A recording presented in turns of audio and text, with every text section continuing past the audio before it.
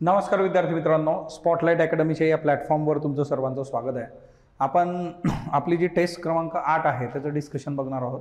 अर्थव्यवस्थेपासून याचे प्रश्न सुरू होत आहेत। तत्पूर्वी एक महत्त्वाची जी सूचना आहे ती म्हणजे काय की 2024चे जे टेस्ट पेपर आहेत किंवा 23चे असतील 22चे असतील, हे सगळे तुम्हाला 11 रुपयामध्ये जे आहे आपल्या स्पॉटलाइट अकॅडमीच्या ॲपवर अवेलेबल करून दिलेले आहेत। त्याचे डिस्कशन्स पण यूट्यूबला आहेत, सो ते पेपर पण तुम्ही सोडवा।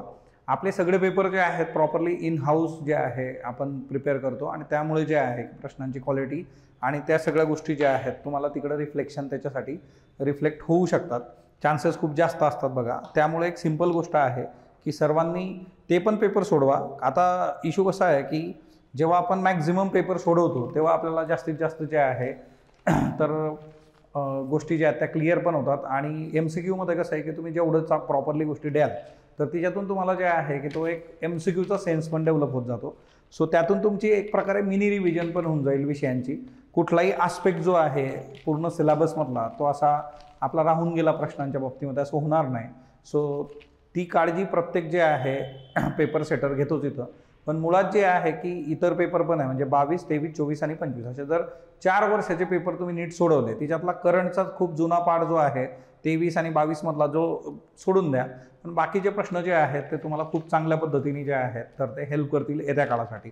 सो 8 मधला पहिला प्रश्न बघूयात। खालीलपैकी तुटीच्या अर्थपुरवठ्यासाठी उपलब्ध पर्याय बघता सर्वोत्तम पर्याय कुठला आहे? तर तुटीच्या अर्थव्यवस्थेसाठी जे आहे बघा, जे काही आपली तुटीचा जो काही हे आहे बजेट आहे त्याच्याकरता सगळ्यात चांगला जो पर्याय आहे आपल्यासाठी तो पर्याय जो आहे तर तो आपला हा असतो बघा, बाह्य मदत जे आहे। सो कारण काय ना की बाह्य मदतीमध्ये जे आहे तुम्हाला खूप कमी व्याज तिच्यावर लागतं।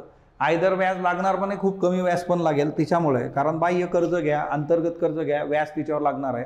दुसरी एक महत्त्वाची गोष्ट असते की अंतर्गत कर्ज पण प्रॉब्लेमॅटिक असतं, कारण सरकारच कर्ज अंतर्गत घ्यायला लागली तर मग इथले उद्योगधंदे जे आहेत ते कुठून कर्ज घेतील, त्यांच्यासाठी जे आहे तर तिथं लिक्विडिटी कमी राहील।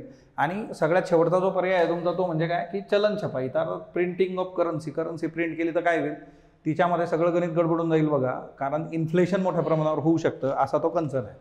पर्यावरणाशी सुसंगत जीवनशैली लाईफ ही संकल्पना पंतप्रधान श्री नरेंद्र मोदी यांनी कधी मांडली होती? आता लाईफ जे आहे तर ग्लासगोमध्ये जे कॉप जे आहे 26 झालं होतं, तर तिथं जे आहे यांनी ही संकल्पना मांडली होती बघा। कॉन्फरन्स ऑफ पार्टीज जे आहे, कॉन्फरन्स ऑफ पार्टीजमध्ये 26वी जी कॉन्फरन्स ऑफ पार्टी आहे ग्लासगोमध्ये, तर तिच्यामध्ये नोव्हेंबर 2021 तर त्यावेळेस ही संकल्पना मांडली होती। लाईफस्टाईल फॉर एन्व्हायरमेंट असा याचा जो आहे फुल फॉर्म आहे, म्हणजे आपल्याला शाश्वत विकास जो आहे तो साध्य करण्यासाठी जी लाईफस्टाईल पाहिजे ती याच्यामध्ये महत्त्वाची आहे। त्याच्यानंतर सॅटियागो सहमतीबद्दल जे आहे तर योग्य विधान निवडा। आता जेम्स वोल्फसन यांनी संकल्पना मांडली होती, हे स्टेटमेंट बरोबर आहे बघा। यात सर्वसमावेशकता ही केवळ आर्थिक असावी सांगण्यात आली, हे चुकीचं आहे। केवळ आर्थिक नाही, सामाजिक सुद्धा पाहिजे असा एक मुद्दा होता, तिच्यामुळे स्टेटमेंट चुकीचं आहे। आणि बीजिंग कॉन्सेन्सस जे आहे किंवा बीजिंग सहमती त्याला विरोध नाही, तर त्याच लाईन ऑफवर जे आहे हे झालेलं होतं, कारण बीजिंगमध्ये पण जे आहे की सर्वसमावेशकता ही कशी पाहिजे तर आर्थिक बरोबर सामाजिक पाहिजे असं म्हणण्यात आलं होतं। त्याच्यामुळे याचं जे उत्तर आहे तर ते फक्त एक आहे बघा। सो हा एक मुद्दा लक्षात ठेवा। त्याच्यानंतर चौथा जो प्रश्न आहे बघा तर त्याच्याकडे जाऊयात। GDP संबंधी हा प्रश्न आहे। स्थूल देशांतर्गत उत्पादनाबाबत योग्य विधान निवडा। ब्रिटनमधील अर्थशास्त्रज्ञ सायमन कुझनेट्स यांनी 1934 मध्ये संकल्पना मांडली, तर इथं ब्रिटन नाही पाहिजे, इथं काय पाहिजे US अमेरिका जे आहे। आंतरराष्ट्रीय नाणेनिधी यांनी त्यांच्या स्थापनेपासून आंतरराष्ट्रीय उत्पन्न मोजण्याचा आदर्श साधन म्हणून याचा स्वीकार केला होता। सो स्टेटमेंट जे आहे फक्त ब जे आहे ते बरोबर आहे। आता GDP जे आहे तर ती खूप महत्त्वाची संकल्पना आहे, ग्रॉस डोमेस्टिक प्रोडक्ट जे आहे, आणि 1971 मध्ये 1971 जे आहे सो सायमन कुझनेट्स यांना जे आहे याच्यासाठी अर्थशास्त्राचं नोबेल सुद्धा जे आहे तर ते मिळालेलं आहे। सो हा रेफरन्स एक लक्षात ठेवा। त्याच्यानंतर नेक्स्ट वन जे आहे बघा, पुढचा जो मुद्दा आहे की द थेअरी ऑफ इकॉनॉमिक ग्रोथमध्ये खालीलपैकी विकास म्हणजेच मानवी स्वातंत्र्याची संकल्पना कोणी मांडली? Arthur Lewis. आता बघा काही विद्यार्थ्यांचा कन्सर्न होता, सर हे प्रश्न कसे डील करायचे, कुठून करायचे? सो बघा तुम्हाला जे आहे की आता ऑनलाईन पण अशा बऱ्याचशा गोष्टी आहेत, परंतु याचा सोर्स जर बघितला तुम्ही तर आता मार्केटमध्ये रमेश सिंग नावाचं बुक आहे बघा, जे UPSC साठी रुटीन वापरलं होतं, तिथून हा घेतलेला आहे। किंवा तुम्हाला एक दुसरं नितीन सिंघानिया म्हणून पण आहे इकॉनॉमीचं, आणि रुटीन जे काही आपण महाराष्ट्रासाठी वापरतो MPSC साठी ती पुस्तकं वेगवेगळ्या याच्यातून जे आहे तुम्हाला त्या गोष्टी, कारण आयोग ज्या पद्धतीने प्रश्न विचारतोय त्या पद्धतीनेच तुम्ही गोष्टी जरा डील केल्या पाहिजे. आपला आवाका थोडं जे आहे आपण वाढवणं गरजेचं आहे. राष्ट्रीय नियोजनाबद्दल योग्य विधान विचारलेलं आहे बघा. पहिला अधिकृत प्रयोग जो आहे तो सोव्हिएत रशियातल्या बोल्शेविक राज्यक्रांतीनंतर झाला होता 1917, हे बरोबर आहे. आणि 1940च्या दशकात फ्रान्सने राष्ट्रीय नियोजनाचा वापर केला होता. सो या दोन्ही गोष्टी ज्या आहेत तर ते ह्याच्यामध्ये बरोबर आहे. आता जोसेफ स्टॅलिन जे होते 1928 मध्ये, त्यांनी पहिल्यांदा जे आहे तर सोव्हिएत रशिया जो आहे किंवा USSR याच्यासाठी 1921 मध्ये जो आहे हा प्रयोग केला होता. आणि याचबरोबर जे आहे पहिलं धोरण ते घेऊन आले होते या पद्धतीचं. चीन जो होता तर चीननी पण जे आहे 1949 मध्ये जे आहे या संबंधीच्या गोष्टी ज्या आहेत तर त्या डील केल्या होत्या. सो दोन्ही स्टेटमेंट जे आहे ते योग्य आहे तिथं. त्यामुळे उत्तर जे आहे तर ते A आणि B. बॉम्बे योजनेबद्दल योग्य विधान निवडा. आता बघा, बॉम्बे योजना जी आहे हिचं मूळ नाव जे होतं तर ते भारतीय आर्थिक विकास योजना असं होतं. हे बरोबर आहे बघा. योजना 44-45 मध्ये आली. मुंबईतल्या 8 भांडवलदारांनी, तर मुंबई नाही भारतभरातले ते होते. सो इथं जे आहे हे स्टेटमेंट चुकीचं आहे, भारतातल्या सर्व भागातले. मग याच्यामध्ये पुरुषोत्तम दास ठाकूरदास आहे, JRD टाटा आहेत, त्यानंतर GD बिर्ला आहेत बघा, त्याच्यानंतर लाला श्रीराम आहेत, कस्तुरभाई लालाभाई आहे, AD श्राफ आहेत, त्याच्यानंतर अवधेशीर दलाल जे आहे आणि जॉन मथई जे आहेत बघा. सो असे 8 नावं याच्यामध्ये तुम्हाला माहीत असणं अपेक्षित आहे. याच्या आधी पण मी हे घेतलं होतं. सो सिंपली जे आहे 7चं उत्तर जे आहे तर ते तुमचं A आणि B जे आहे बघा. त्यानंतर नेक्स्ट वन जे आहे पुढचा जो प्रश्न बघा 8वा प्रश्न, पहिल्या पंचवार्षिक योजनेबद्दल जे आहे विधान निवडा. आणि हे विधान काय विचारलं आहे? अयोग्य. सो याच्यासाठी हेराल्ड डोमर मॉडेल वापरलं होतं, माहिती आहे आपल्याला सर्वांना जे आहे, बरोबर आहे. त्याच्यानंतर याच्यामध्ये 3.6चं लक्ष आपण गाठलेलं आहे, हे पण बरोबर आहे बघा. आणि औद्योगिकरणाला प्राधान्य याच्यात नव्हतं, कारण याच्यात फोकस कशावर होता? ॲग्रिकल्चरवर होता. आणि याच्यामध्ये लक्ष पण आपण 2 पॉईंट समथिंग ठेवलं होतं, त्याच्यापेक्षा जे आहे आपण जे आहे अचीव केलं होतं. तिच्यामुळे आता फोकस इंडस्ट्रीवर नव्हता, त्याच्यामुळे त्याच्यात अत्यल्प जो आहे विकास होता. त्यामुळे जे आहे इथं अयोग्य विधान विचारलं, त्याच्यामुळे यापैकी नाही असं उत्तर आहे बघा. योग्य अयोग्य अशा गोष्टी बघा, कारण इथं ABC पण आहे. आता आपण जर प्रत्येक गोष्ट योग्य म्हणून डील करायला लागलो तर काही लोकांनी याचं उत्तर जे आहे ते 3 पण दिलं असेल. सो ते प्रॉब्लेमॅटिक होतं. सिली मिस्टेक आपण टाळल्या पाहिजेत. चौथी पंचवार्षिक योजना आहे, त्याच्यात अन्नधान्य उत्पादनाचं लक्ष किती दशलक्ष टन ठेवण्यात आलेलं आहे बघा. सो तर याच्यामध्ये जे होतं ठेवण्यात आलं होतं 111 दशलक्ष टन. पण आपण त्यावेळेस गाठू किती शकलो होतो? तर 107 टन आपण गाठू शकलो होतो. पण लक्ष किती होतं? 111 दशलक्ष टन जे आहे. आणि याच्यामध्ये टार्गेट पण जे होतं 5.6% आपण ठेवलं होतं, परंतु आपल्याला 3.3%च ते अचीव करता आलं होतं. सो चौथी पंचवार्षिक योजना जे आहे, सो हा एक रेफरन्स लक्षात ठेवा. त्याच्यानंतर WPIच्या बाबतीमध्ये कुठली टीका केली जाते असा एक प्रश्न आहे बघा. WPIच्या बाबतीमध्ये जे आहे जी काही टीका होते बघा, तिच्यामध्ये एकतर सामान्य नागरिकांचा महागाईशी प्रत्यक्ष संबंध येत नाही. का? कारण इथं जे आहे कन्झ्युमर प्राइस इंडेक्स जे आहे, ग्राहक निर्देशांक जो आहे त्याचा इथं महत्त्वाचा मुद्दा आहे. कारण होलसेलमध्ये जे आहे की ज्या मशिनरीज किंवा ज्या गोष्टी जातात तर ते किरकोळीच्यामध्ये डायरेक्टली आपण ते विकत घ्यायला जात नाही, हे बरोबर आहे बघा. दुसरी गोष्ट जी आहे की सेवा क्षेत्राचा समावेश नाही, हेही बरोबर आहे. आणि उत्पादनाच्या टप्प्यांवर समान उत्पादनाची दुहेरी मोजणी होऊ शकते, म्हणजे ज्याला आपण म्हणतो की ऑन द स्पॉट जे आहे, जेव्हा तुम्ही गोष्टी डील करायला जातात, समान उत्पादन जे आहे तर वेगवेगळे जे टप्पे प्रोडक्शनचे तिच्यावरती कॅल्क्युलेशन्स होऊ शकतात. सो याच्यावर जी टीका केली जाते, सो या गोष्टी ज्या आहेत वरील सर्व हे याच्यामध्ये येतं बघा. त्याच्यानंतर 11वा प्रश्न जो आहे आपला शेतजमिनीच्या बाबतीमध्ये जे आहे, शेतजमीन धारण क्षेत्र जे आहे, तर याच्यासाठी तुम्हाला 10वी कृषी गणना जी आहे ती माहीत असणं अपेक्षित आहे बघा. 10वी कृषी गणना जी आहे तर ती झाली होती आणि ती 2015-16ची आहे, परंतु याचा जो रिपोर्ट आहे तो 2018 मध्ये आपल्या समोर आला होता. आणि याच्यानुसार जे आहे जर आकडेवारी बघितली तर भारतात लघु सीमांत शेतकऱ्यांचं प्रमाण 86.2% इतकं आहे आणि लघु सीमांत शेतकऱ्यांचं प्रमाण जे आहे ते पण वाढलेलं आहे. सो दोन्ही स्टेटमेंट बरोबर आहे.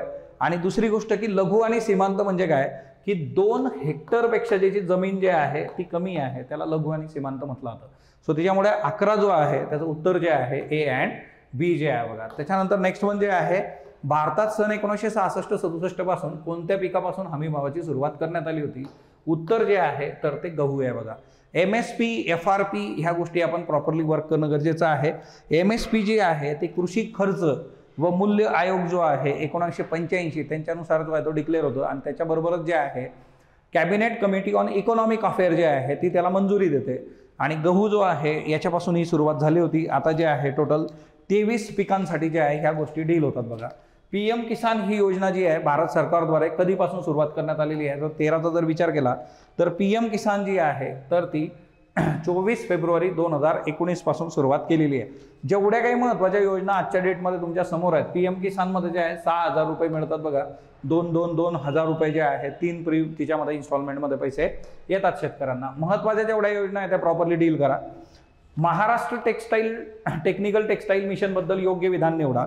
सो आता याच्यामध्ये जे आहे महाराष्ट्र सरकारच्या 2024-25च्या अर्थसंकल्पामध्ये, हे चुकीचं आहे बघा, 2025-26चा जो अर्थसंकल्प आहे तिच्यामध्ये याची योजनांची जी आहे तर ती घोषणा करण्यात आली होती.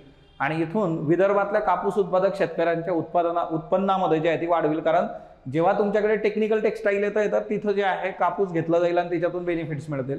महाराष्ट्राला तांत्रिक वस्त्रोद्योगाचं जागतिक केंद्र म्हणून विकसित करण्यासाठी याच्यातून मदत होऊ शकते.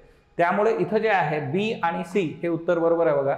इथं 2025-26 अलीकडचा जो अर्थसंकल्प आहे तो तुम्ही करणं अपेक्षित असतं परीक्षेसाठी. सो तिच्यामध्ये या गोष्टी ज्या आहेत तर त्या डील झालेल्या आहेत. त्याच्यानंतर जे आहे भारतात दूरसंचार क्षेत्रामध्ये स्वयंचलित मार्गाने किती टक्के थेट परकीय गुंतवणुकीला जे आहे परवानगी आहे? उत्तर आहे 100% जे आहेत बघा. सो FDI जो असतो फॉरेन डिरेक्ट इन्व्हेस्टमेंट ती आपल्याकरता महत्त्वाची आहे. आणि फॉरेन डिरेक्ट इन्व्हेस्टमेंटच्या बाबतीमध्ये जे आहे तुम्हाला हा जो सिनॅरिओ आहे तो खूप प्रॉपरली जे आहे डील करणं की कुठल्या क्षेत्रामध्ये किती तुम्हाला जे आहे मिळतंय ते तुम्ही बघितलं पाहिजे. ओके, याच्यानंतर पुढचे जे प्रश्न आहेत आपले ते पॉलिटीचे आहेत. पॉलिटीचा प्रश्न बघा, 16 नंबरचा प्रश्न जो आहे, भारतीय राज्यघटनेमध्ये कोणतं कलम जिल्हा न्यायाधीशांच्या नियुक्तीशी संबंधित आहे? उत्तर आहे कलम 233. ओके, आता 233A जे आहे बघा, 233A काय असतं तर 233A जे आहे की जिल्हा न्यायाधीशांमुळे झालेल्या ज्या काही नियुक्त्या असतात किंवा निकाल जे असतात त्याचं प्रमाणीकरण करणं ते 233 आहे बघा A मध्ये जे आहे. त्याच्यानंतर जे आहे 234 जे आहे 234 न्यायिक सेवेमध्ये जे आहे जिल्हा न्यायाधीशांच्या व्यतिरिक्त इतर व्यक्तींची जी भरती केली जाते तर ती तिच्यामध्ये 234 मध्ये येते. आणि 235 जे आहे तर दुय्यम न्यायालयांवर नियंत्रण ठेवणं तर ते 235 मध्ये येतं. सो बेसिकली जे आहे जिल्हा न्यायाधीशांची नियुक्तीचं कलम आहे 233. पंचायत राज संबंधी गाडगीळ समिती जी होती तिची शिफारस कुठली केलेली नाही आहे असा प्रश्न आहे. पंचायत राजच्या ज्या समित्या आहेत त्यांच्या शिफारसी ज्या आहेत त्या आपल्यासाठी महत्त्वाच्या आहेत. इथं पंचायत राज संस्थांना घटनात्मक दर्जा देण्यात यावा हे बरोबर आहे बघा. याच्यात गाव गट जिल्हा पातळीवर त्रिस्तरीय रचना असली पाहिजे हेही बरोबर आहे. याच्यामध्ये प्रत्यक्ष पद्धतीने सदस्य निवडून आले पाहिजे हाही कन्सर्न बरोबर आहे. फक्त शेवटी जे आहे की निवडणुका राष्ट्रीय स्तरावरील निवडणूक आयोगाने घ्याव्या तर तसं नाही. इथं स्टेट इलेक्शन कमिशन जे आहे त्या स्टेट इलेक्शन कमिशननी जे आहे तर गोष्टी डील केल्या पाहिजेत आणि याच्याकरता स्टेट इलेक्शन कमिशन तुम्ही घेऊन या. याच्यासाठी जे आहे स्टेट वित्त आयोग पण तुम्ही घेऊन या, राज्य वित्त आयोग जो आहे, अशा गोष्टी ज्या आहेत यांनी डिमांड केली होती. आता VN गाडगीळ समिती जी आहे बघा, तर VN गाडगीळ समिती जी आहे तर ती आली होती 19 जे आहे 88 मध्ये. सो तोही एक महत्त्वाचा रेफरन्स याच्यामध्ये लक्षात ठेवा. त्याच्यानंतर नेक्स्ट वन जे आहे 18 नंबर जो आहे, घटनेतल्या खालील कोणत्या कलमाद्वारे राष्ट्रपतींना विशेष केंद्रशासित प्रदेशांसाठी नियमावली करण्याचा अधिकार आहे? सो 18 नंबर जो आहे बघा, तर तिच्यामध्ये आपल्याला जे आहे राष्ट्रपती जे आहेत काही विशिष्ट केंद्रशासित प्रदेशांसाठी जे नियम बनवतात तर ते कशानुसार बनवतात? कलम 240. आता याच्यामध्ये 239A हे फार लाडकं कलम आहे बघा MPSCचं. हे दिल्लीसाठीचं जे आहे, दिल्ली नॅशनल कॅपिटल टेरिटरी आहे त्याच्यासाठीचं. 239 जे आहे हे जे कलम आहे बघा, तर हे कशासाठी आहे? युनियन टेरिटरीचं ॲडमिनिस्ट्रेशन ज्या पद्धतीने चालतं त्याच्यासाठीचं कलम आहे. आणि 241 जे आहे तर युनियन टेरिटरीसाठी जे आहे हायकोर्टाची स्थापना त्याच्यासाठीचं 241 आहे बघा. सो हा एक मुद्दा याच्यामध्ये लक्षात ठेवा. त्याच्यानंतर योग्य जोड्या लावा.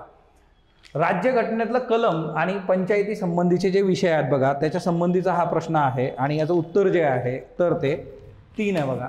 सो आता इथं जर तुम्ही बघितलं, आता हा फॅक्च्युअल आहेत की जेवढी कलम आहेत बघा याच्यामध्ये.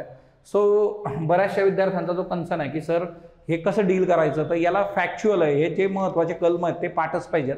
रिव्हिजन मॅक्झिमम करा, गोष्टी ज्या आहेत त्या सोप्या होतील. सो इथं जे आहे बघा 343 जे पंचायतीच्या लेख्यांची लेखापरीक्षा जे आहे त्याचं ऑडिट जे आहे बघा. त्याच्यानंतर K जे आहे तर ते जे आहे पंचायतींच्या निवडणुका. त्याच्यानंतर जे आहे F जे आहे बघा सदस्यत्वाबद्दल अपात्रता. आणि सी जे आहे पंचायतींची रचना. सो असा हा सिनारिओ याच्यामध्ये येतो आणि उत्तर जे आहे याचं 3 आहे बघा. ओके, त्याच्यानंतर नेक्स्ट वन जे आहे ते म्हणजे पुढचा जो मुद्दा येतो बघा, शहर क्षेत्र समितीबद्दल, टाउन एरिया कमिटीबद्दल योग्य विधान आपल्याला निवडायचं आहे. आता टाउन एरिया कमिटीसाठी जे आहे राज्य विधानमंडळ जे आहे स्वतंत्र कायदा बनवतं, त्याच्या कायद्यातून ते अस्तित्वात येतं आणि नगरपालिकेपेक्षा निम्न दर्जाचं असतं बघा, हेही बरोबर आहे. त्याचबरोबर याच्यामध्ये अंशतः निर्वाचित किंवा अंशतः नामनिर्देशित सदस्य असतात. आता ही एक शक्यता आहे इथं, जसा कायदा असेल तर त्या कायद्यानुसार हे होणार आहे. म्हणजे एकतर सगळे इलेक्टेड असतील, सगळे नॉमिनेटेड असतील, काही नॉमिनेटेड काही अंशतः नॉमिनेटेड. त्याच्यामुळे जे आहे की हे फुलफिल नाही होऊ शकत. या समितीवर मर्यादित नागरी स्वरूपाची कामं सोपवली जातात.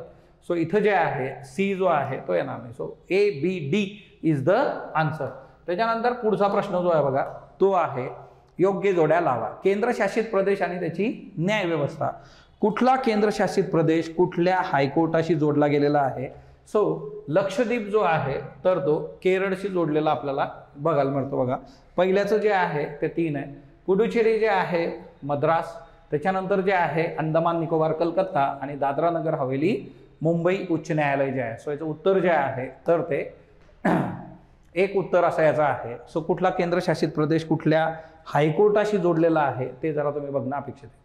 बाल न्यायालयांसाठी राज्य सरकार ज्या सरकारी वकिलाची नियुक्ती करते त्याला किती अनुभव असला पाहिजे?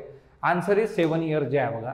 जे काही बाल न्यायालय आहेत, आता हे बाल न्यायालयांची जी स्थापना आहे तर ती बाल हक्क संरक्षण आयोग कायदा 2005 जे आहे त्याच्यानुसार ते येतात आणि तिथं वकिलासाठीचे जे कन्सर्न आहेत तर ते क्लिअर आहेत. ते म्हणजे काय 7 वर्षाचा अनुभव त्याला पाहिजे. सो असा वकील इथं दिला जाऊ शकतो. राष्ट्रीय अल्पसंख्याक आयोग कायदा 1992 कधीपासून लागू झालेला आहे? सो 17 मे 1993 जे आहे बघा. सो आपल्याला जे कायदे असतात ना ते कायदे कधीपासून लागू झाले, कायदा आला कधी, लागू कधीपासून झाला, ह्या 2 डेट्स एकदम क्लिअर पाहिजेत. सो ही एक महत्त्वाची बाब ठेवा. आणि राष्ट्रीय अल्पसंख्याक आयोग कायदा यांनी काय केलं तर अल्पसंख्याक आयोगाला वैधानिक दर्जा दिला. पहिला वैधानिक आयोग जो आहे तो 1993ला याच्यातून आला बघा. केंद्रीय दक्षता आयोग जो आहे तर यामध्ये एकंदर ती सर्वोच्च दक्षता संस्था आहे, हे बरोबर आहे. आणि संतानम समितीनुसार 1965 नाही 1964 मध्ये हा आयोग जो आहे तो स्थापन झाला होता. आणि 24 जे आहे तर त्याचं तिसरं, त्याला वैधानिक दर्जा नव्हता, सुरुवातीला नव्हता, नंतर वैधानिक दर्जा जे आहे तर त्याला दिला गेला बघा. सो सुरुवातीला नव्हता.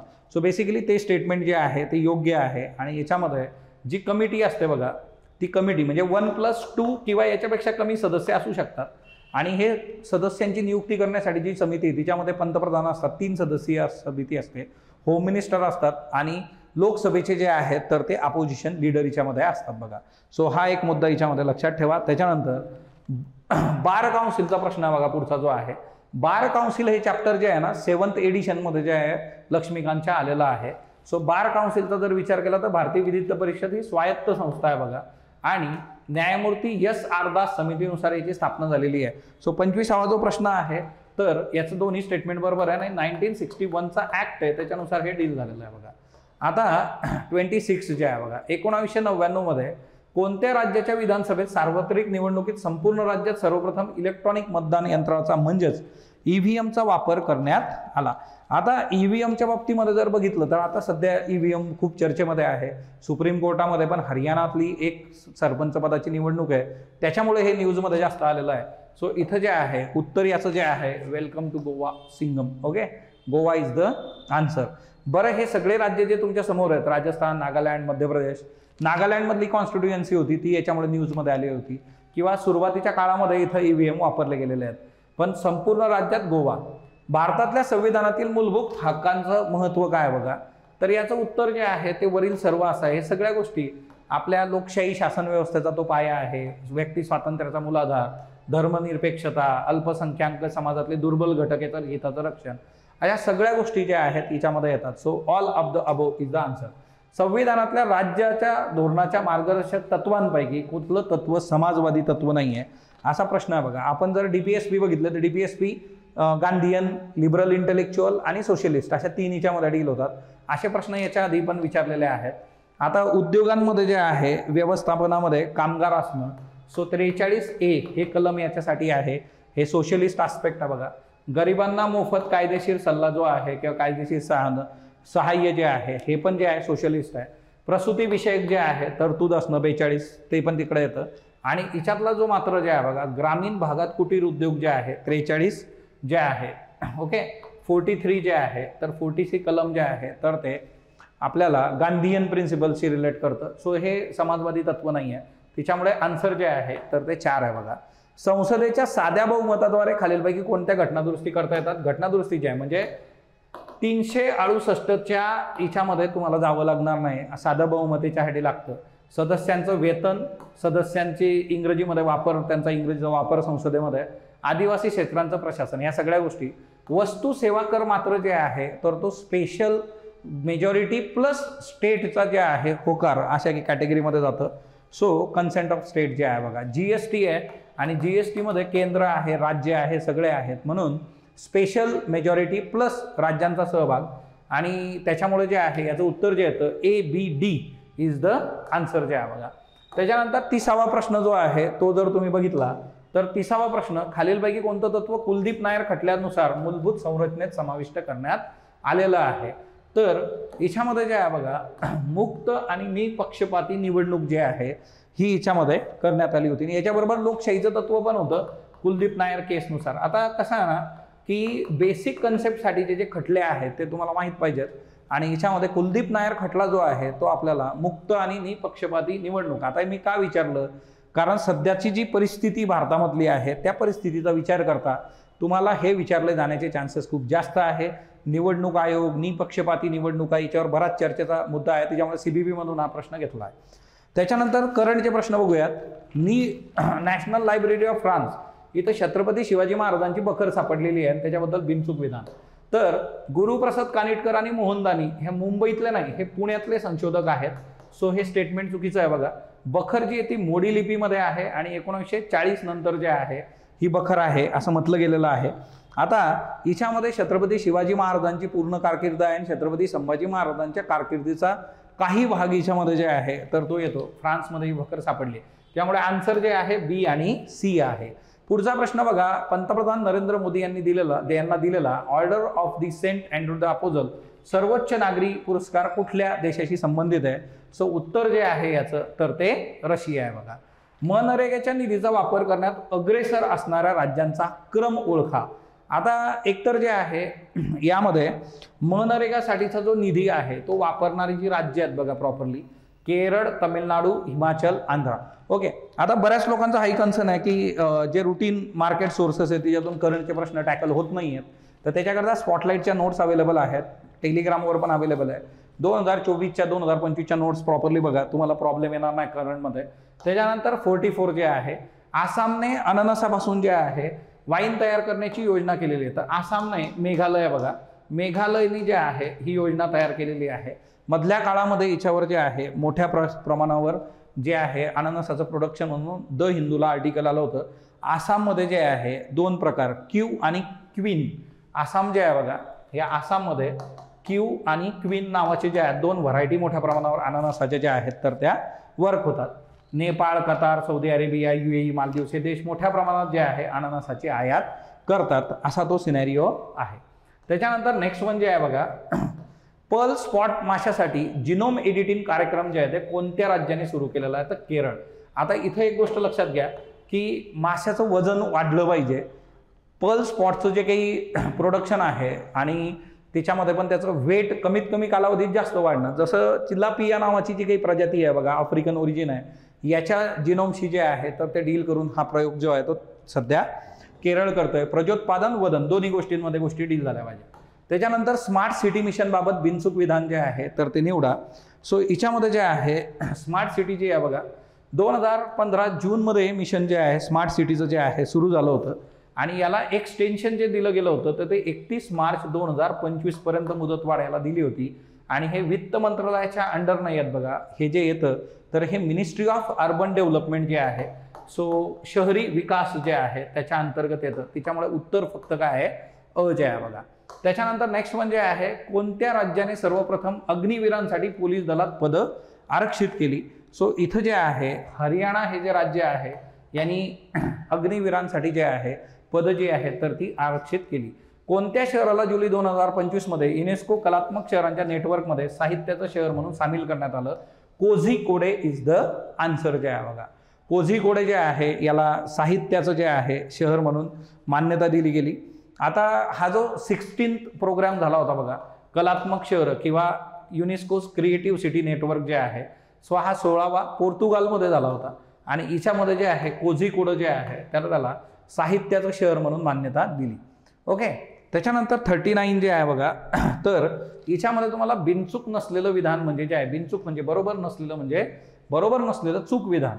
11 जुलै लोकसंख्या दिन आहे, बरोबर आहे, आणि कुणालाही मागे न ठेवता सर्वांची गणना 2025 लोकसंख्या जे आहे, सो दोन्ही स्टेटमेंट याच्यामध्ये बरोबर आहे. 39 जे आहे त्याचं उत्तर जे आहे दोन्ही स्टेटमेंट जे आहेत तर ते बरोबर आहे. पण आता आपल्याला काय विचारलं? बिनचूक नसलेले, मग याचं उत्तर काय येईल? यापैकी नाही, कारण हे दोन्ही स्टेटमेंट बरोबर आहे. आपल्याला विचारलं चूक कुठला आहे, तर चूक एकही नाही आहे, सो उत्तर जे आहे ते 4 आहे तुमचं. त्याच्यानंतर नेक्स्ट म्हणजे आहे जपान, इंडोनेशिया आणि लेबननमध्ये पिकवला जाणारा जांभळा निळा भात भारतातल्या कोणत्या, महाराष्ट्रातल्या कोणत्या जिल्ह्यामध्ये डील होणार आहे? तो पिकवला जातोय तर रायगडमध्ये पिकवला जातोय बघा.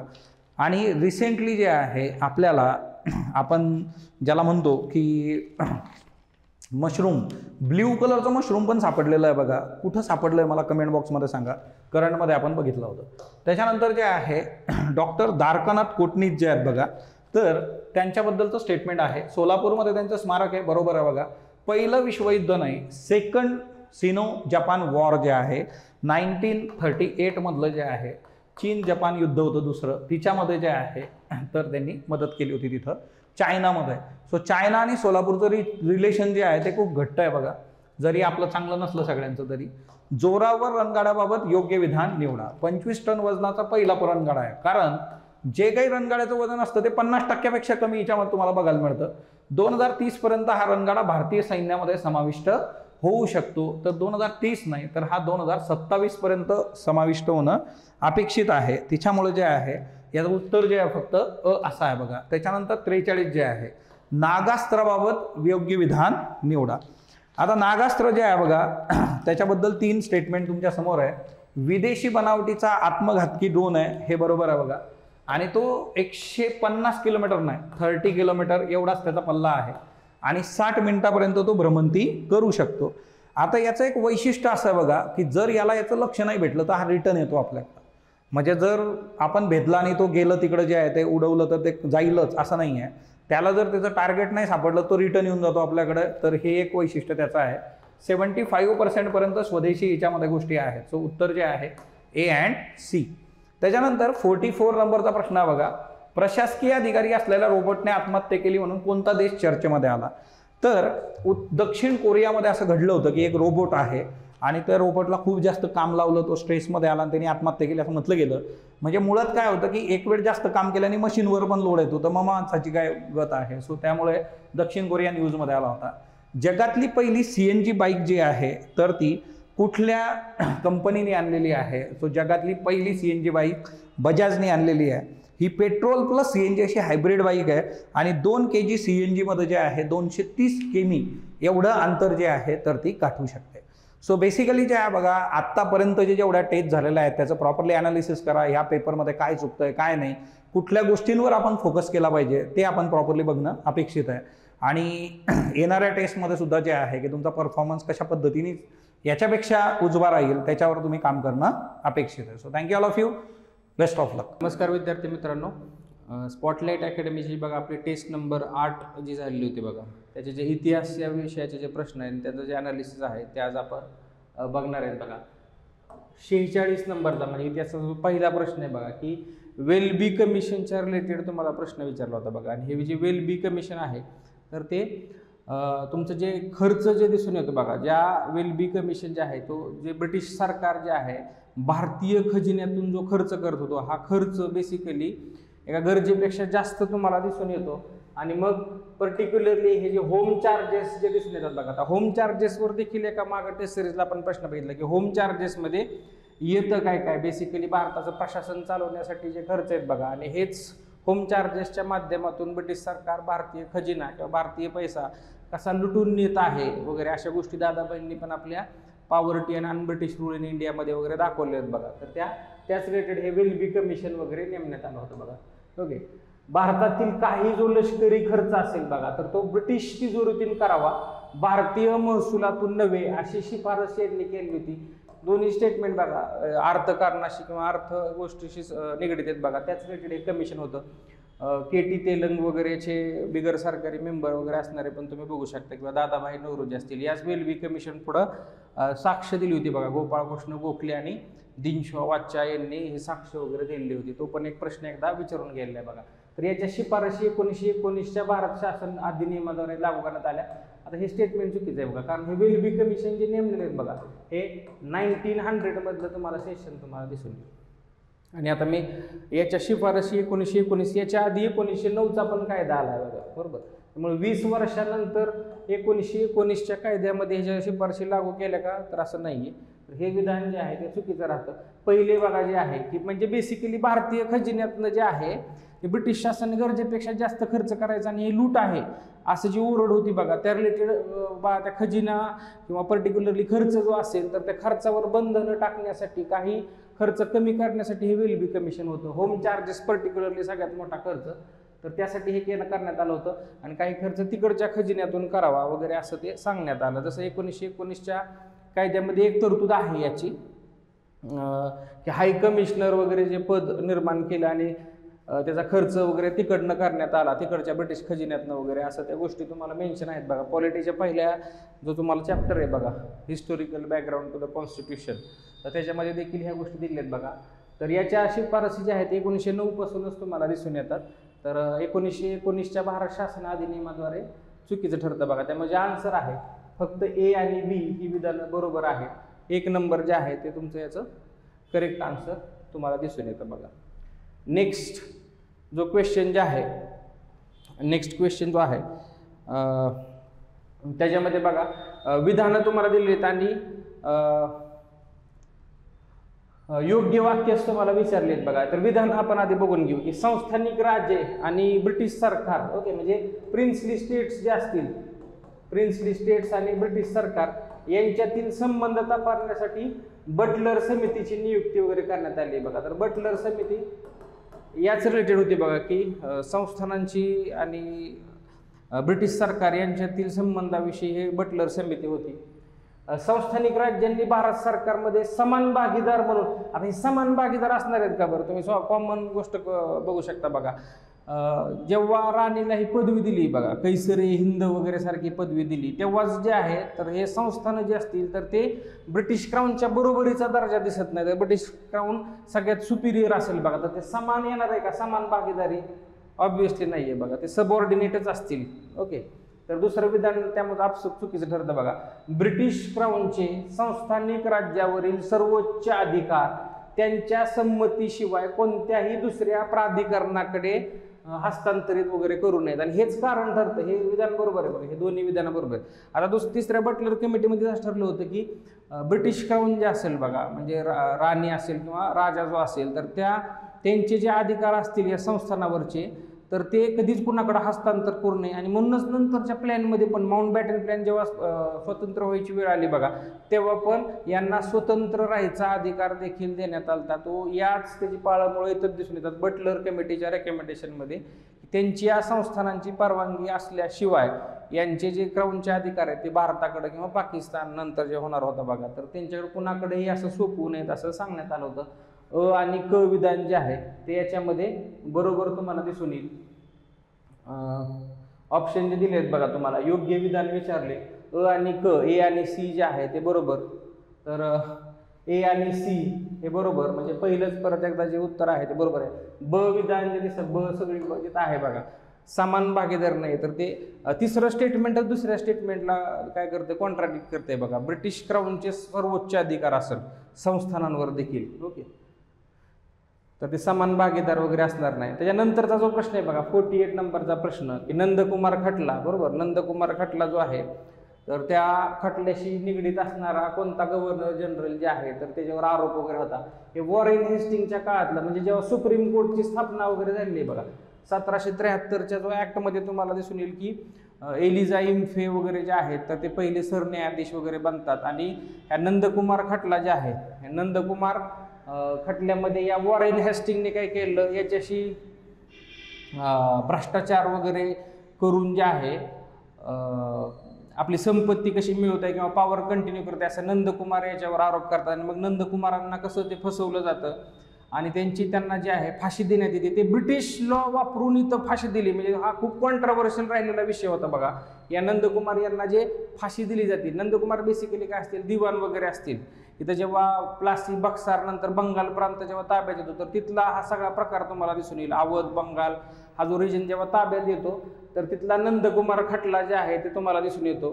तर त्या बंगाल प्रांतामधला वॉरेन हेस्टिंगच्या संबंधित, वॉरेन हेस्टिंगवर हे आरोप झाले बेसिकली की नंदकुमार खटल्यामध्ये यांनी खोटे आरोप वगैरे लावून नंदकुमार यांना फाशी दिली. ॲक्च्युअलमध्ये ते फाशीमध्ये ज्या प्रोव्हिजन्स वापरल्यात त्या सगळ्या ब्रिटिश पेनल प्रोव्हिजन्स वापरल्यात. म्हणजे भारतामधला पेनल कोड न वापरता अशी फाशी देणं हे तसं विचार केला तर गैर होतं बेसिकली. आणि त्यामुळे वॉरेन हेस्टिंग जे आहे एकदम सुरुवातीच्या गोष्टीत बघा, sir John share, Wellesley, Lord Cornwallis हे नंतर आलेले लोक आहेत. यांच्यानंतर वॉरेन हेस्टिंग नंतर कॉर्नवॉलिस आले असतील. कॉर्नवॉलिस नंतर तुम्हाला दिसून येईल की सर जॉन शेअर आणि मग लॉर्ड वेलस्ली वगैरे तुम्हाला दिसून येतील. तर वॉरेन हेस्टिंग म्हणजे ऑप्शन नंबर 1 जे आहे ते याचं परत एकदा करेक्ट आन्सर येईल बघा.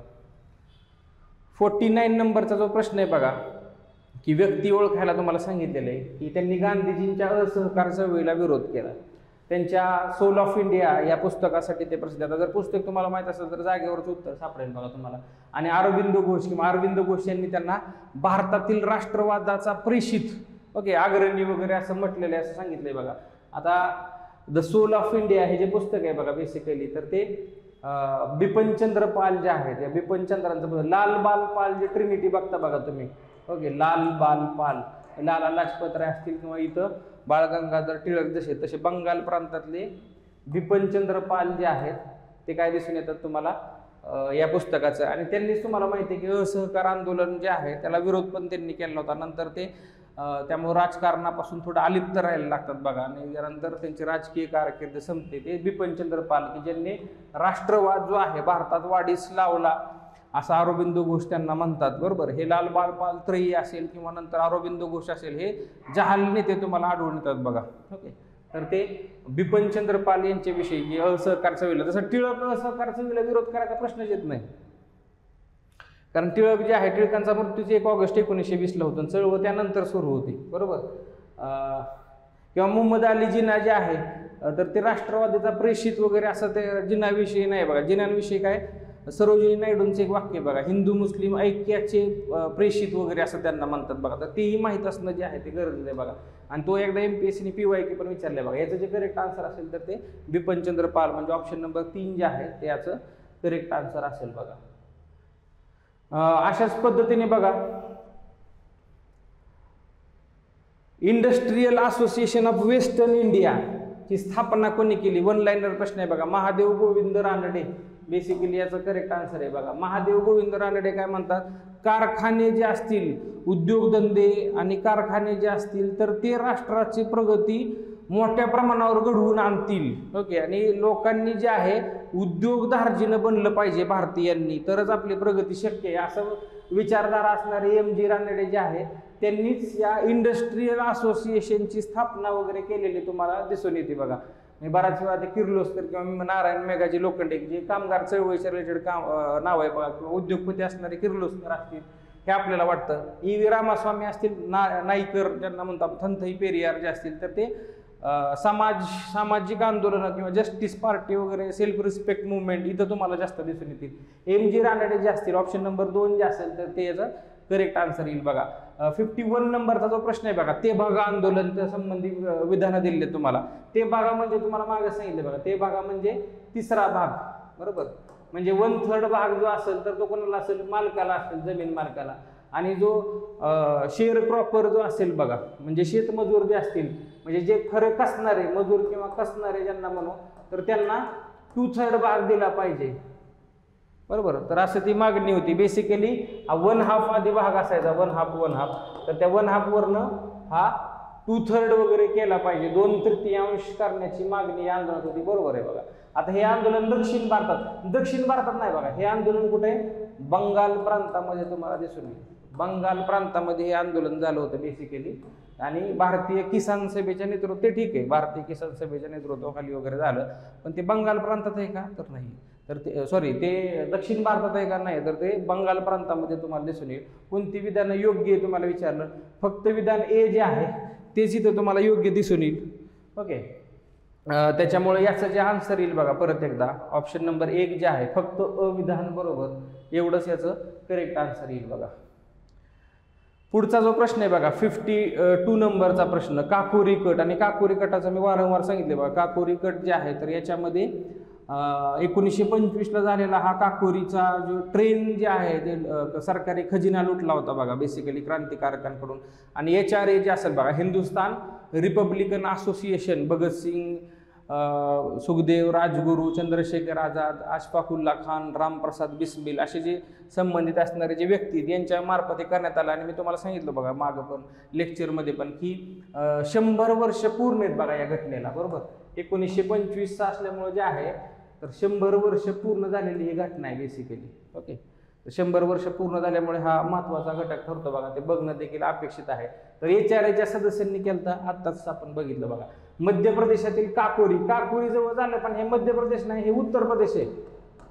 शहाजहानपूर टू लखनौ जाणारी ती ट्रेन होती बघा, हे उत्तर प्रदेश असलं पाहिजे, त्यामुळं दुसरं विधान जे आहे ते चूक राहतं बघा. आणि चंद्रशेखर आझाद यांना अटक करण्यात आली, त्यांना फाशी देण्यात आली, हे पण विधान चुकीचं आहे बघा. चंद्रशेखर आझाद इथून निसटले. फाशी देण्यात आलेले 4 व्यक्ती जे आहेत त्या मी तुम्हाला लेक्चरमध्ये वारंवार सांगितल्यात बघा, जसं रामप्रसाद बिस्मिल असतील, अशफाकुल्ला खान असतील,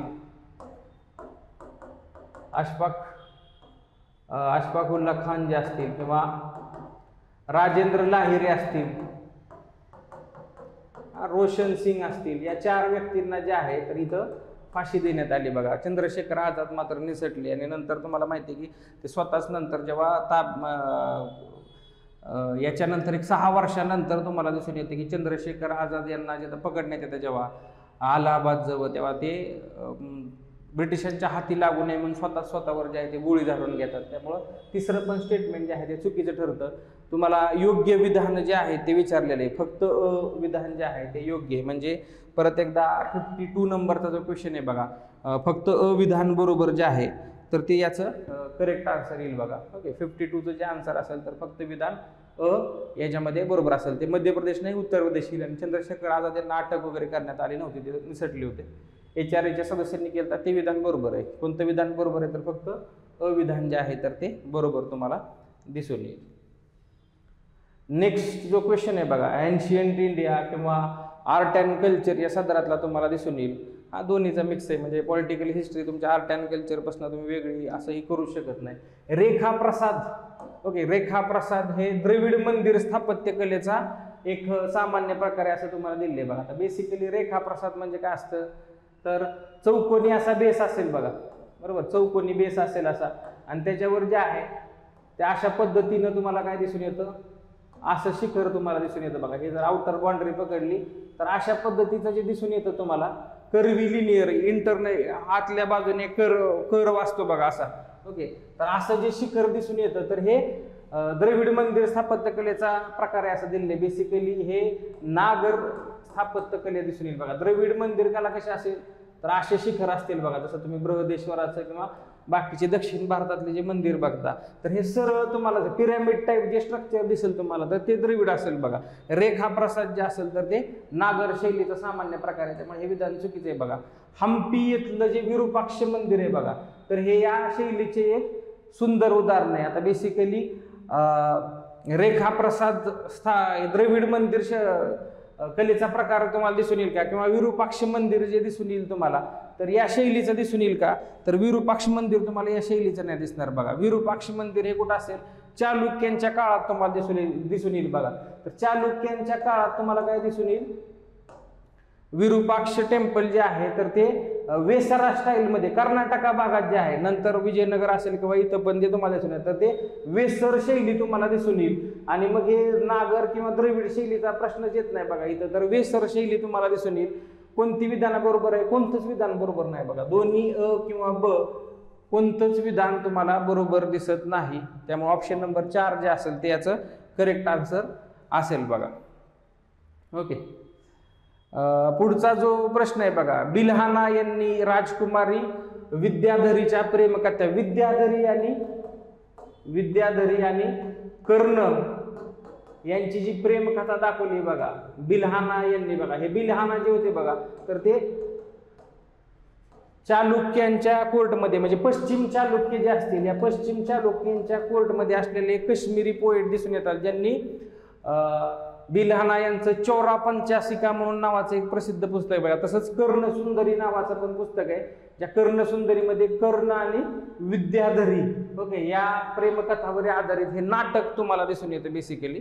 तर हे नाटक जे आहे तर ते बिल्हाना यांचं आहे आणि कर्णसुंदरी तर ते विद्याधरी आणि कर्ण यांच्या प्रेमकथेवर आधारित आहेत. असे प्रश्न जे आहेत ते माग आयोगाने विचारलेले आहेत बघा. UPSCच्या धर्तीवर जर आता मेन्स पण तुम्ही देताय बघा तर त्या धर्तीवर असे प्रश्न देखील तुम्हाला विचारू शकतात. जसं तुम्हाला अमुक्त मर्यादेची थीम वगैरे विचारून एकदा झालेली आहे बघा, किंवा पुष्यमित्र शुंगा किंवा शुंग डायनॅस्टी मधलं जे आहे तर तिथली एक जी प्रेमकथा प्रसिद्ध असणारी त्याच्यावर एक जे पुस्तक आहे बघा तर त्याच्यावर देखील तुम्हाला जे प्रश्न विचारले आहेत तर त्या पण गोष्टी ज्या आहेत तर ते बघणं तुम्हाला गरजेचं आहे बघा. जसं मालविका अग्निमित्र नावाचं जे नाटक आहे बघा, मालविका अग्निमित्र, तर ते अग्निमित्राची स्टोरी आहे बघा. तर बेसिकली हा प्रश्न विचारून गेलेला आहे बघा, थीम विचारली होती बघा ही मालविका अग्निमित्र कोणत्या साम्राज्याच्या युवराजाची जी प्रेमकथा वगैरे आहे तर त्याच धर्तीवर हे राजकुमारी विद्याधराच्या प्रेमकथेवर आहे. बिल्हाना यांनी लिहिलेले बघा, बिल्हाना असेल किंवा कल्हाना, जे कल्हाना नंतर असतील बघा राजतरंगिणी यांचं पुस्तक, तर यांची हिस्ट्री देखील हिस्टॉरिकल सोर्सेस जे असतील बुक्स जे असतील ते पण महत्त्वाचे ठरतात बघा. तर ते हे नाटक जे आहे तर ते कर्णसुंदरी आहे. जसं राजतरंगिणी तुम्हाला माहिती आहे बघा हे कल्हानाचं आहे, किंवा प्रियदर्शिका तुम्हाला माहित असलं पाहिजे की हे हर्षवर्धनाने जे आहे तर ते स्वतः लिहिलेलं आहे बघा. तर ते तुम्ही दोन पर्याय तर जे आहे ते इझिली जे आहे ते खोडून काढू शकत होता. पुढीलपैकी कोणतं विधान म्हणजे 4 नंबर याचा करेक्ट आन्सर असेल ओके. 54 नंबरचा. आता 55 नंबरचा जो क्वेश्चन असेल बघा की कोणती विधानं जी आहेत बरोबर आहेत तुम्हाला विचारलेले. पूर्णपणे मराठी भाषेतील मजकुराची पहिले वृत्तपत्र म्हणून दर्पणचा निर्देश करता येतो. आता दर्पण जे आहे 1832 मध्ये बाळशास्त्री जांभेकरांनी सुरुवात केली होती. हे तर विधान बरोबर आहे बघा की बाळशास्त्री जांभेकरांनी 1832 मध्ये दर्पण सुरू केलं 6 जानेवारी 1832 आणि म्हणूनच 6 जानेवारीला आपण मराठी पत्रकार दिन वगैरे पण साजरा करतो हे तुम्हाला माहिती आहे बघा. पण दर्पण पूर्णपणे मराठी होतं का तर ते बायलिंग्वल होतं, मराठी प्लस इंग्लिश दिसेल. पूर्णपणे मराठी जे असेल बघा मुंबई अखबार नावाचं जे न्यूजपेपर असेल बघा तो पहिला असा न्यूजपेपर असेल जो पूर्णपणे मराठी, शब्द इथं ट्विस्ट केले बघा, पूर्णपणे मराठी नाही आहे ते बायलिंग्वल तुम्हाला दिसून येईल. दर्पण जर असं विचारलं की पहिलं मराठी आहे का तर आहे, बरोबर आहे. पण पूर्णपणे कम्प्लिटली मराठी असेल तर ते मुंबई अखबार तुम्हाला दिसून येईल. त्यामुळे पहिलं विधान जे आहे ते चुकीचं आहे बघा. दुसरं विधान बरोबर आहे. कोणतं विधान बरोबर विचारले फक्त ब जे आहे ते याचं बरोबर आन्सर असेल, म्हणजे विधान नंबर 2 जे असेल ते याचं करेक्ट आन्सर तुम्हाला, ऑप्शन नंबर 2 जे असेल तर त्याचा करेक्ट आन्सर तुम्हाला दिसून येईल बघा. पुढचा जो प्रश्न आहे बघा 56 नंबरचा क्वेश्चन परत एकदा महाराष्ट्राच्या हिस्ट्रीवर आहे बघा की कोणती विधानं जे आहेत तर बरोबर आहेत विचारली. लक्ष्मीबाई टिळक यांचं स्मृतिचित्र हे त्यांच्या नारायण वामन टिळक जे असतील बघा त्यांचे पती आणि ते ख्रिश्चन कसे होतात त्यावेळेसची समाज स्थिती जी आहे स्त्रियांचं वर्णन जे आहे तर त्या स्मृतिचित्राच्या माध्यमातून केलेलं आहे बघा. आणि ते ख्रिश्चन झाल्याचं वर्णन जे आहे तर ते देखील जे आहे ते याच्यामध्ये स्मृतिचित्रामध्ये दिसून येईल बघा. किंवा पंचाहूत प्रकरण वगैरे तुम्हाला सांगितलं होतं बघा, तर ते पंचाहूत प्रकरण या नारायण टिळकांच्या रिलेटेडच तुम्हाला दिसून येतं. तर हे स्मृतिचित्र लक्ष्मीबाई टिळक यांचं अत्यंत महत्त्वाचं असणारं पुस्तक, तर ते ख्रिश्चन धर्मावर प्रकाश टाकते, बरोबर आहे बघा. किंवा स्त्रियांच्या समाज जीवनाविषयी स्थिती, समाजामध्ये स्त्रियांची स्थिती वगैरे हे पण दर्शवतो. तसंच BP मुळे यांनी लिहिलेलं यमुना परे. BP मुळे म्हणजेच काय, बाबा पद्मनजी, बाबा पद्मनजी यांचंच नाव आहे बघा. ते मुद्दाम असं टाकलेलं आहे किंवा तुम्हाला यमुना पर्यटन माहीत असतं बाबा पद्मनजींनी लिहिलं. त्यांचं मूळ नाव जे आहे तर ते मुद्दाम तसं त्या पद्धतीने दिले बघा. हा विद्वांच्या दुर्दशेचे दर्शन बघा, ते पुस्तकच अत्यंत प्रसिद्ध असणारं पुस्तक आहे बघा यमुना पर्यटन, की जे यमुना पर्यटनमध्ये विद्वांची स्थिती वगैरे त्याविषयी दाखवली. कोणते विधान बरोबर आहे, दोन्ही विधान बरोबर आहेत बघा, बरोबर. त्यामुळं 56चं जे आन्सर असेल बघा तर ते काय असेल ऑप्शन नंबर 3 जे आहे दोन्ही विधानं बरोबर आहेत, हे याचं करेक्ट आन्सर असेल. नंतर बघा प्राचीन भारतीय बंदर आणि संबंधित साम्राज्य किंवा राजवंश दिलेत, तर त्यांच्या जोड्या तुम्हाला जोडायच्यात बघा. जसं पोर्ट्स किंवा प्राचीन बंदर दिलेत बघा, लोथल, सोपारा, ताम्रलिप्ती, मुजिरीस. बरोबर. आता हे पोर्ट्स जे आहेत तुम्हाला माहिती पाहिजे. मागं बघा मुजिरीस पोर्ट न्यूजमध्ये होतं बघा. हे मुजिरीस जे असेल तर ते केरळमध्ये तुम्हाला दिसून येईल किंवा ताम्रलिप्ती तुम्हाला बेंगॉल प्रांतात दिसून येईल. सोपारा तर महाराष्ट्रातलंच आहे बघा. बरोबर. आणि लोथल जे आहे ते गुजरातमध्ये. तर लोथलचं नाव तुम्हाला हडप्पा संस्कृती म्हणजे सिंधू संस्कृतीवर तुम्ही बघू शकता बघा. अचं थर्ड जे आहे बघा, त्यामुळं हे दोन्ही विधानं जे आहेत ते चुकीची ठरतात. बरोबर. सोपारा जे पोर्ट तुम्हाला माहिती आहे बघा, सातवाहन साम्राज्यांच्या काळात जे आहे प्रचंड महत्वाचं असणार, म्हणजे बचं 2 अचं 3 बचं 2 दोन्हीकडे सेम आहे बघा. ताम्रलिप्ती जे बंदर आहे, ताम्रलिप्ती तुम्हाला दिसून येईल की मौर्य साम्राज्याच्या काळातलं एक महत्वाचं बंदर आहे. किंवा चोला जर तुम्हाला मुजिरीस जर माहित असतं तर केरळा किंवा केरळा पुत्र ज्या चेरांना म्हणायचे बघा. डीचं 4 म्हणजे डीचं 4 सीचं 1 जे आहे बघा. ओके. तर याच्यावरनं पण तुम्ही आन्सर करू शकता बघा. चेर तुम्हाला मुजिरीस जर दिसतात ते केरळमध्ये माहीत असतं तरी पण बघा तुम्ही की केरळाचा जो भाग आहे मुजिरीस पोर्ट, तर हा चेरांच्या अंडर होता. त्यामुळे डीचं 4 जे आहे त्याच्यावरनं पण तुम्ही उत्तरापर्यंत जाऊ शकत होता बघा. बेसिकली लोथल आणि मुजिरीस जरी तुम्हाला माहीत असतं तरी पण तुम्ही तिथपर्यंत गेला असता बघा. बेसिकली तर ऑप्शन नंबर 1 जे आहे बरोबर, अचं 3 जे आहे, बचं जे आहे 2, कचं 1 आणि डचं 4, म्हणजे ऑप्शन नंबर 1 जे आहे त्याचं करेक्ट आन्सर तुम्हाला इथं दिसून येईल बघा. ओके. नेक्स्ट जो क्वेश्चन आहे बघा. ओके. नेक्स्ट जो क्वेश्चन आहे 58 नंबरचा जो क्वेश्चन आहे. ओके. तर रुक्मिणी देवी अरुंदळ यांच्याबाबत विधानं वगैरे दिलेली आहेत तुम्हाला बघा. जसं तुम्हाला माहीत असेल की रुक्मिणी देव अरुंदळ जे आहेत तर यांचा भरतनाट्यमसाठी प्रचंड त्यांचा जो उल्लेख करण्यात येतो बघा. किंवा प्राणी संरक्षणासाठी, बायोडायव्हर्सिटी कन्झर्वेशनसाठी किंवा पीपल फॉर इथिकल ट्रीटमेंट किंवा prevention of cruelty to animals हा जो ॲक्ट आहे तर तो ॲक्ट आणण्यात वगैरे बायोडायव्हर्सिटी कन्झर्वेशनमध्ये देखील यांचं मोठं नाव तुम्हाला दिसून येईल बघा.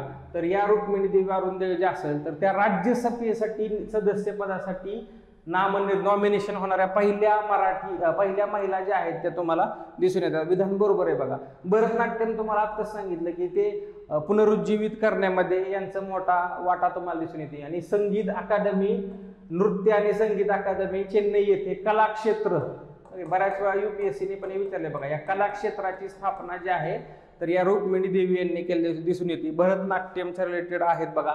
तसंच तुम्हाला सांगितलं prevention of cruelty to animals. Okay. प्राण्यांच्या क्रुएल्टी टू ॲनिमल्स वाला जो ॲक्ट आहे बघा तर तो आणण्यामध्ये किंवा नंतर बायोडायव्हर्सिटी कन्झर्वेशनमध्ये देखील यांचं प्रचंड मोठं योगदान तुम्हाला रुक्मिणी देवींचं नाव तिथं पण येईल बघा. तर कोणतं विधान योग्य आहे? तिन्ही विधान जे आहेत ते योग्य आहेत बघा. त्यामुळं 58 नंबरचा जो क्वेश्चन असेल तर ऑल ऑफ द अबाउट तिन्ही विधानं जे आहेत बरोबर असतील हे त्याचं करेक्ट आन्सर असेल बघा. तसंच संगीत रत्नाकर. ओके. संगीत रत्नाकर नावाचं एक प्रचंड प्रसिद्ध असलेलं पुस्तक आहे बघा. तर त्या संगीत रत्नाकरचे जे लेखक होते बघा सारंगदेव, तर हे शिलानाट्य सेकंड जो आहे यादव साम्राज्य, पर्टिक्युलरली जे देवगिरीचे यादव बघा, परत एकदा महाराष्ट्राच्या जवळ असल्यामुळे यादव जे असतील तर ते यादवांच्या दरबारात असणारा एक प्रमुख व्यक्ती तुम्हाला सारंगदेव दिसेल की ज्याने संगीत रत्नाकर नावाचं जे आहे नाटक जे आहे किंवा पुस्तक जे आहे तर लिहिलेलं तुम्हाला दिसून येईल. तर यादव साम्राज्यामधला असणारा कोर्ट पोएट जे आहे, असे कोर्ट पोएट जे आहे यांच्यावर वारंवार प्रश्न येतात बघा. जसं बाणाभट्टवर प्रश्न आलेत बघा, कलहानावर प्रश्न आलेत. म्हणजे तुम्ही 2006 ते 11 जे जुने MPSCचे जर पेपर बघितले बघा तर त्या कलहानाच्या राजतरंगिणीवर 6 वर्षात 5 वेळा प्रश्न आहे बघा. इतकं ते प्रचंड जे आहे लक्ष त्याच्यामध्ये. तर बाकीच्या पण जे कोर्ट्स असतील, प्रमुख दरबार असतील, राजवंश असतील तर त्यांच्या दरबारात कोण कोण व्यक्ती ज्या आहेत तर त्या होऊन गेल्या, त्यांनी लिहिलेलं जे साहित्य असेल तर ते बघणं तुम्हाला महत्त्वाचं ठरतं. हे जे बेसिकली साहित्य असतं तर त्या राजवंशाचा बराचसा इतिहास जो आहे तो तुम्हाला याच्याच माध्यमातून कळत असतो. त्यामुळे ते वारंवार तुम्हाला पण विचारलेले बघा. तर संगीत रत्नाकरचे लेखक सारंगदेव, सिलाना सेकंड जे असतील बघा यादव राजे, तर त्या यादव राजांच्या काळात देवगिरीचे यादव, त्या देवगिरीचंच नंतर नाव बदलून दौलताबाद वगैरे केलं बघा. मोहम्मद बिन तुगलकाने तिकडे राजधानी शिफ्ट केलेली पण तुम्ही बघितलेली बघा. तर ते यादव म्हणजे आन्सर ऑप्शन नंबर 1 जे असेल तर ते करेक्ट आन्सर असेल बघा. पुढचा जो प्रश्न आहे बघा 60 लास्टचा जो प्रश्न आहे इतिहासाचा, साहित्य सम्राट तात्यासाहेब अशा नावाने देखील त्यांना ओळखायचे, व्यक्ती ओळखायला लावली बघा तुम्हाला.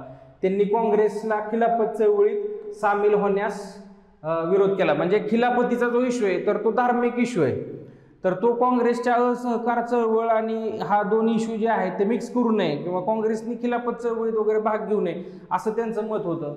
1897ला किंवा नंतर 1908ला टिळक तुरुंगात असताना देखील त्यांनी काय 2दा केसरीचे संपादक एडिटर म्हणून काम केलं. तर असे कोण व्यक्ती आता बेसिकली टिळकांचे जर न्यूजपेपरचे एडिटर म्हणून त्यांनी काम केले तर कदाचित जवळची लोक असतील टिळकांचे.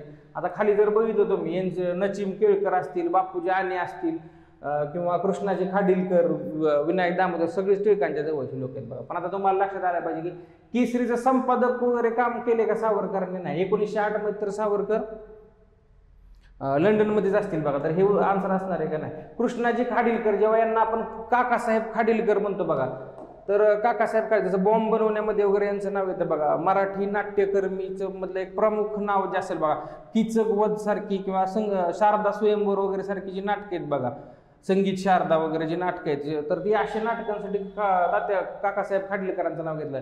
नचिम केळकर जे असतील ते याचं करेक्ट आन्सर असेल बघा. नचिम केळकर आहे ज्यांना गांधीजी पण जे आहे गांधीजी पण जे आहेत प्रचंड मानायचे बघा, किंवा प्रचंड विद्वान असणारा व्यक्ती की ज्यांना साहित्य सम्राट, कारण भरपूर साहित्य जे आहे त्यांनी टिळकांचं life and times of Tilak किंवा होम रूलचा प्रश्न जे आहे, होम रूलचं जे काय विचारधारा पसरवली तर ते नचिम केळकरांनी केलेलं तुम्हाला चिंतामणी केळकर, NC केळकर यांनी तुम्हाला केलेलं तुम्हाला दिसून येईल. तर नचिम केळकरांनाच तात्यासाहेब वगैरे असं म्हणायचे, सावरकरांना पण तात्यासाहेब म्हणायचे बेसिकली, त्यामुळे तर ते मुद्दाम टाकलेलं आहे ऑप्शन जे आहे. तर ते केसरीचे संपादक 2 वेळा नचिम केळकरांनी किंवा काँग्रेसला खिलाफत चळवळी बरोबर असोसिएशन करण्यात त्यांनी विरोध वगैरे केला.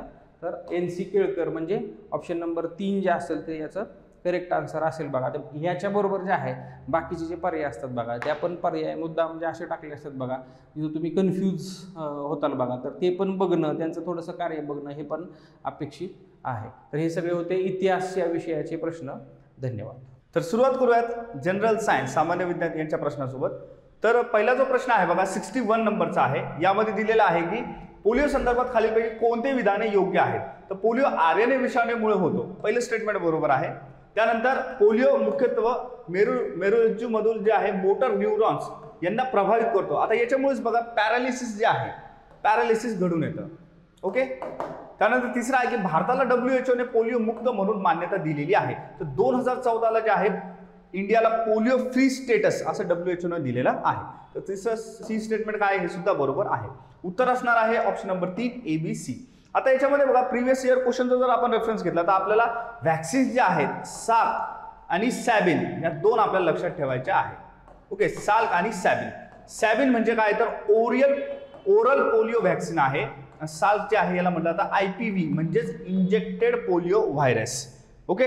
तर साल्क मध्ये असणार आहे इंजेक्टेड पोलिओ व्हायरस, त्याचबरोबर इथे सॅबिन मध्ये असणार आहे OPV. आता दोन्ही मधला जर आपण फरक बघितला तर साल्क मध्ये जे आहे बघा आपल्याला निकामी पद्धतीचा व्हायरस बघायला मिळतो. ओके. कसा आहे इनऍक्टिव्हेटेड पद्धतीचा आहे. त्याचबरोबर इथे कसा आहे ओरल मध्ये वीक पद्धतीचा आहे.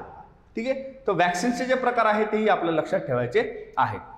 त्यानंतर पुढचा प्रश्न बघूया. प्रश्न क्रमांक आहे 62. इथे विचारलेला आहे की जर साध्या दोलकाची लांबी 4 पट केली तर त्याचा आवर्त काल किती असेल? आता याच्यामध्ये बघा जे व्यस्त जे आहे, व्यस्त संबंध जो आहे इन्व्हर्स रिलेशनशिप तो आपल्याला बघायला मिळतो. आता इथे पेंड्युलम जे आहे बघा याची लेंथ ही डबल केलेली आहे, म्हणजे जो टाइम पिरियड लागणार आहे तर तो कसा लागणार आहे? कमी लागणार आहे. व्यस्त प्रमाण जे आहे कसं असणार आहे? कमी असणार आहे. म्हणजे जर 4 पट आहे तर किती होणार आहे? आवर्तकाल दुप्पट होणार आहे. ठीक आहे. उत्तर काय असणार आहे? पर्याय क्रमांक 1. त्यानंतर पुढे दिलेलं आहे की ट्रान्सफॉर्मर्स मध्ये जर आपण शक्तीचा विचार न केला, ओके, शक्ती जर दुर्लक्ष केली आपण तर आउटपुट शक्ती इनपुट शक्ती एवढीच का असते? तर इथे जो नियम फॉलो होतो बघा तो आहे ऊर्जा संरक्षितचा नियम, ज्याला आपण म्हणतो law of conservation of energy. याच्यामध्ये म्हटलं जातं की ऊर्जा जी आहे ओके, एनर्जी जी आहे, शक्ती, तर ही जी आहे ही निर्मित केल्या जाऊ शकत नाही किंवा ती जी आहे ती समाप्त होऊ शकत नाही. ती फक्त जी आहे एका माध्यमातून दुसऱ्या माध्यमांमध्ये जे आहे स्थानांतर करत असते. ओके, तर हा जो नियम आहे बघा, हा नियम इथे फॉलो केला जातो. त्यामुळे जे आहे आउटपुट आणि इनपुट शक्ती जी आहे ती सारखीच बघायला मिळते. ओके, त्यानंतर पुढचा प्रश्न बघूयात. प्रश्न क्रमांक आहे 64. आता इथे विचारलेलं आहे की हॅबर प्रक्रिया इथे अमोनिया निर्मितीचे औद्योगिक पद्धत आहे ज्यामध्ये मुख्यतः नायट्रोजन सोबत कोणत्या वायूचा वापर केला जातो. आता औद्योगिक क्षेत्रामध्ये बघा, भारतामध्ये एक मोठी इंडस्ट्री आहे, ती आहे युरिया संदर्भात जे आहे बघा, नायट्रोजन बेस्ड फर्टिलायझर्स. ओके, तर फर्टिलायझर्स जे आहेत ज्याच्यामध्ये नायट्रोजनचा वापर होतो बघा, युरियाचा वापर होतो इथे, तर या संदर्भात जे आहे हॅबर प्रक्रिया जी आहे ती वापर केली जाते. आता याच्यामध्ये लक्षात ठेवायचं आहे आपल्याला, हायड्रोजनचा जो आहे तो वापर केला जातो बघा. मुख्यतः कोणती गॅस असेल? हायड्रोजन गॅस आहे. हायड्रोजन गॅसला जे आहे ते हाय प्रेशरच्या माध्यमातून काय केलं जातं, तर याला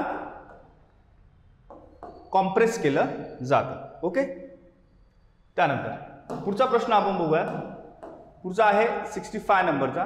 इथे विचारलेला आहे की पटकी रोगासंदर्भात खालीलपैकी कोणते विधाने खरी आहेत. आता पटकी म्हणजे काय, तर कॉलेरा. ओके, तर हा व्हिब्रिओ कोलेरामुळे होतो. तर व्हिब्रिओ कोलेरा काय, एक ग्राम नेगेटिव्ह जे आहे बॅक्टेरिया आहे, जीवाणू आहे. ओके, असाही प्रश्न विचारला जाऊ शकतो किंवा जोड्या लावामध्ये विचारला जाऊ शकतो की जीवाणूमुळे होतो की विषाणूमुळे होतो. तर ह्या गोष्टी आपल्या लक्षात ठेवायच्या आहेत. त्यानंतर ब मध्ये दिलेला आहे बघा, यामध्ये शरीरातून जास्तीत जास्त प्रमाणात पाणी बाहेर जाते. ओके, तर ते सिम्पटम्स आहे बघा त्याचे. ओके, आजार झाले जे आहे बघा, बॉडीमध्ये डिहायड्रेशन जे आहे हे सगळे सिम्पटम्स आपल्याला बघायला मिळतात. त्यानंतर तिसरं जे आहे बघा, सी स्टेटमेंट इथे दिलेलं आहे की याचा उष्मायन कालावधी म्हणजेच इन्क्युबेशन पिरियड, म्हणजे लागण झाल्यापासून ते ऍक्टिव्हेशन जे आहे, ओके, तर हा कालावधी इथे विचारलेला आहे की 1 महिन्यापेक्षा जास्त असतो. तर हा काही तासांचा किंवा काही दिवसांचा असतो बघा. ओके, हावर्स और डेज एवढा तो असतो. ओके, तर बेसिकली कोलेरा आपल्याला माहिती की दूषित अन्न किंवा दूषित पाणी याचं सेवन केल्यामुळे जे आहे हा रोग जनरली होत असतो. तर इन्क्युबेशन पिरियड जो आहे एक महिना असणार का, तर नाही. किती असणार, तर आवर्स किंवा डेज. ओके, तर तिसरं जे आहे बघा सी स्टेटमेंट हे चुकीचं आहे. पहिलं आणि दुसरं बरोबर आहे. तर इथे उत्तर असणार आहे बघा ए आणि बी, म्हणजे पर्याय क्रमांक 1. त्यानंतर पुढचा प्रश्न आहे बघा, प्रश्न क्रमांक आहे 66. इथे विचारलेला आहे की जो पारा आहे ज्याला आपण मर्क्युरी असं म्हणतो, यामध्ये नेहमी तुम्ही बघितलं असेल पाऱ्याला कुठेही जेव्हा ठेवलं जातं एखाद्या पृष्ठभागावरती, एखाद्या सरफेसवरती, त्याच्यामध्ये गोलाकार निर्माण होतो बघा, राईट. तर हा जो गोलाकार थेंब असतो, तर याच्या मागे कोणता गुणधर्म जो आहे, कोणता तत्व जो आहे तो आपल्याला बघायला मिळतो. तो बेसिकली आहे पृष्ठताण म्हणजेच सरफेस टेन्शन. ओके, आता दुसरे जे ऑप्शन्स आहेत बघा, एकसंधता. तर एकसंधता म्हणजे काय, कोहिजन मध्ये काय होतं, एक जो पदार्थ आहे या पदार्थामधील जे काही रेणू आहेत म्हणजेच मॉलिक्युल्स हे जेव्हा एकमेकांसोबत अट्रॅक्ट होतात याला काय म्हटलं जातं, कोहिजन असं म्हटलं जातं बघा. ओके, सिमिलर शब्द आहे असंजन आहे, ॲझेशन. आता ॲझेशन पण कोहिजन सारखंच आहे, फक्त फरक जो आहे तो लक्षात ठेवायचा आहे की जेव्हा दोन विविध पदार्थ जेव्हा असतात आणि यांच्यामधली जे मॉलिक्युल्स आहेत ती जेव्हा एकमेकांप्रती अट्रॅक्शन निर्माण करतात आणि एकत्रित येतात याला काय म्हटलं जातं, ॲझेशन असं म्हटलं जातं. ओके, त्यानंतर आहे पुढचं केशिक तत्व म्हणजे कॅपिलॅरिटी. आता वनस्पतीमध्ये आपल्याला कॅपिलॅरिटी ऍक्शन बघायला मिळते. ते वनस्पतीचे मूळ असतात ज्याला आपण रूट्स असं म्हणतो. या रूट्सच्या मार्फत जे आहे पाणी इतर ठिकाणी जे आहे वनस्पतीमध्ये पोहोचवलं जातं. तर मुख्य जो तत्व आहे कोणता आहे, कॅपिलॅरिटीचा. आता कॅपिलॅरिटीमध्ये कशाचा वापर होतो, ॲडेशनचा वापर होतो, त्याचबरोबर सरफेस टेन्शनचा वापर होतो. तर हे जे दोन प्रिन्सिपल्स आहेत हे आपल्याला लक्षात ठेवायचे आहे इथे. ओके, तर उत्तर जे असणार आहे बघा ते असणार आहे पर्याय क्रमांक 1. पुढच्या प्रश्नाकडे जाऊयात. प्रश्न क्रमांक आहे 67. आता इथे विचारलेलं आहे की फोटो इलेक्ट्रिक प्रयोगात प्रकाशाची वारंवारता स्थिर ठेवून त्याची तीव्रता जर वाढवली तर काय परिणाम होतो. आता जेव्हा इंटेन्सिटी वाढवली जाते बघा, तर बेसिकली जे फोटॉन्स आहेत, फोटो इलेक्ट्रिक म्हणजे काय इथे, तर फोटॉन्स बद्दल इथे चर्चा होत आहे. तर पर युनिट टाइम मध्ये जे आहे जो कालावधी लागणार आहे यांच्यामध्ये फोटॉन्सची संख्या ही काय होणार आहे, वाढणार आहे बघा. का वाढणार आहे, कारण की तीव्रता जी आहे ती वाढवली गेलेली आहे. ओके, तर पर्याय क्रमांक जो 4 आहे, increase the number of photo electrons, हे त्याचं उत्तर असणार आहे. ओके, त्यानंतर पुढचा प्रश्न बघूया. प्रश्न क्रमांक आहे 68. इथे विचारलेला आहे, खालीलपैकी तत्काळ प्रतिसादासाठी रिफ्लेक्स आर्क, ज्याला आपण रिफ्लेक्स आर्क असं म्हणतो, मानवी शरीरात जे आहे बघा सेंट्रल नर्वस सिस्टीम, याबद्दल जे आहे प्रश्न आहे. तर या संदर्भात कोणती विधाने योग्य आहेत? पहिलं आहे की तात्काळ प्रतिसादासाठी मेंदूचा सहभाग आवश्यक असतो. तर जे इन्स्टंट रिफ्लेक्स आहे बघा, ओके, रिफ्लेक्स आर्क ज्याला आपण म्हणतो, यामध्ये स्पायनल कॉर्डचा वापर होतो डायरेक्टली. कारण की रिस्पॉन्स कसा आहे, मेंदूपर्यंत जात नाही. का जात नाही? कारण की मेंदूमध्ये काय की प्रोसेसेस ज्या आहेत, प्रोसेसला वेळ लागतो.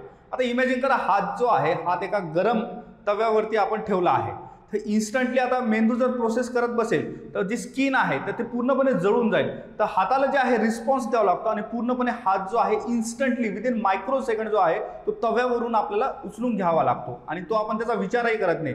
बॉडी जी आहे ऑटोमॅटिकली काय करते, तर रिस्पॉन्समधून जे आहे बाहेर हात काढून टाकते. तर यालाच आपण म्हणतो इन्स्टंट रिफ्लेक्स किंवा रिफ्लेक्स आर्क, तात्काळ प्रतिसाद आपण त्याला म्हणत असतो. ओके, तर मेंदूचा जो आहे याच्यामध्ये सहभाग जनरली नसतो. तर स्पायनल कॉर्ड इथे असतो बघा. पहिलं जे आहे ते चुकीचं आहे, ए. त्यानंतर बी आहे संवेदनशील न्यूरॉन, रिसेप्टर पासून सीएनएस. मग सीएनएस मध्ये काय करणार, मानवी मेंदू आहे ब्रेन आणि त्याचबरोबर आहे स्पायनल कॉर्ड. तर दोन्हीला मिळून जे आहे आपण काय म्हणत असतो, सेंट्रल नर्वस सिस्टीम असं म्हणत असतो. त्याचबरोबर संवेदनशील न्यूरॉन रिसेप्टर पासून सीएनएस पर्यंत संदेश पोहोचवतात. ओके, आता कोणताही पेन रिसेप्टर जो असतो तर तो काय करतो की सीएनएस पर्यंत जे आहे त्या वेदना ज्या आहे ते जे सिग्नल्स आहेत ते पोहोचवण्याचं काम तो करत असतो. बी जे आहे बरोबर आहे. सी मध्ये दिलेलं आहे की मोटर न्यूरॉन सीएनएस पासून इफेक्टर्स पर्यंत संदेश नेतात. आता इफेक्टर्स म्हणजे काय, जी डायरेक्टली रिस्पॉन्स करतात, जसं की मसल्स. त्यानंतर विविध ज्या ग्रंथी आहेत, ओके, ग्रंथीमधून जे आहे हॉर्मोन रिलीज होतात, तर ह्या ग्रंथीला कधी ऍक्टिव्हेट करायचं आहे आणि कधी नाही, तर हे जे डायरेक्टली ऍक्शन्स आहेत याला आपण इफेक्टर्स असं म्हणतो. तर मोटर न्यूरॉन जे आहे सीएनएस पासून जे आहे डायरेक्टली ते संदेश देतात बघा. ओके, तर सी पण कसं आहे, योग्य आहे. तर उत्तर जे आहे बघा बी आणि सी असणार आहे. ऑप्शन नंबर जे आहे आपल्याला 4 इथे उत्तर असणार आहे. ठीक आहे. त्यानंतर पुढचा प्रश्न आहे 69 नंबर.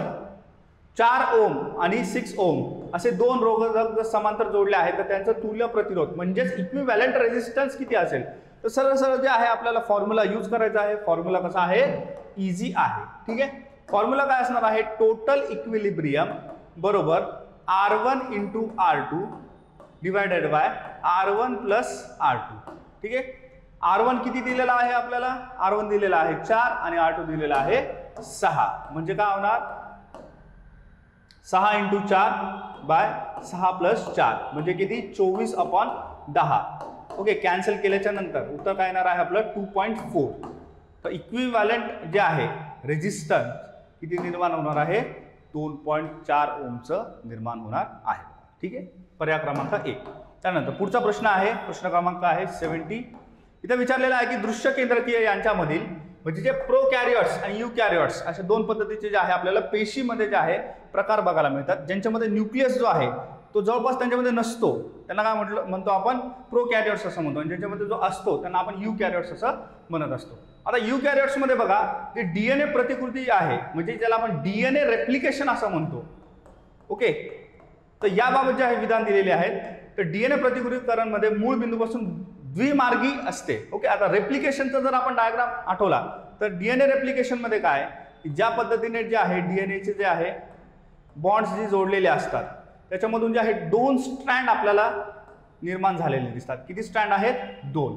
पण द्विमार्गी आहे का, तर द्विमार्गी आहे. ओके, आता जे रिमेनिंग स्ट्रँड आहे त्यांना काय म्हटलं जातं, ओकाझाकी फ्रॅगमेंट्स असं म्हटलं जातं. तर हेही नाव लक्षात ठेवा, ओकाझाकी फ्रॅगमेंट्स.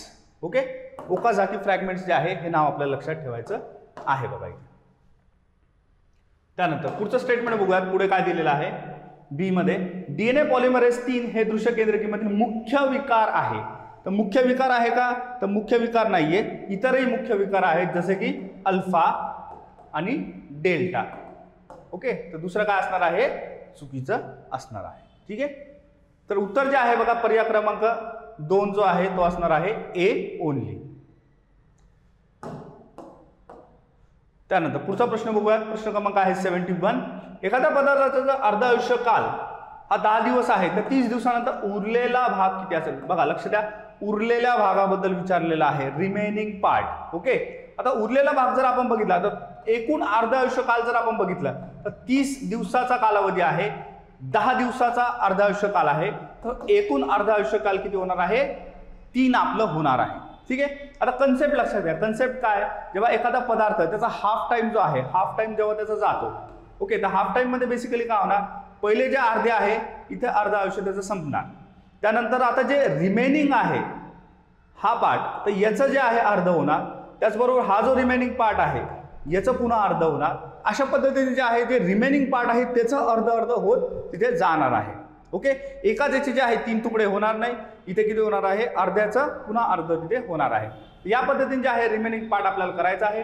तर टोटल हाफ लाईफ जर 3 याची असेल, ओके, तर आपल्याला जे आहे पार्ट्समध्ये जे आहे बघा हाफ लाईफ इथे विचारलेली आहे, म्हणजेच 3 म्हणजे काय, तर 2चा क्यूब इथे असणार आहे, म्हणजे किती असणार आहे, 1/8 आपलं उत्तर इथे असणार आहे बघा, म्हणजे पर्याय क्रमांक 2 आपलं उत्तर आहे. त्यानंतर पुढचा प्रश्न आहे, प्रश्न क्रमांक आहे 72.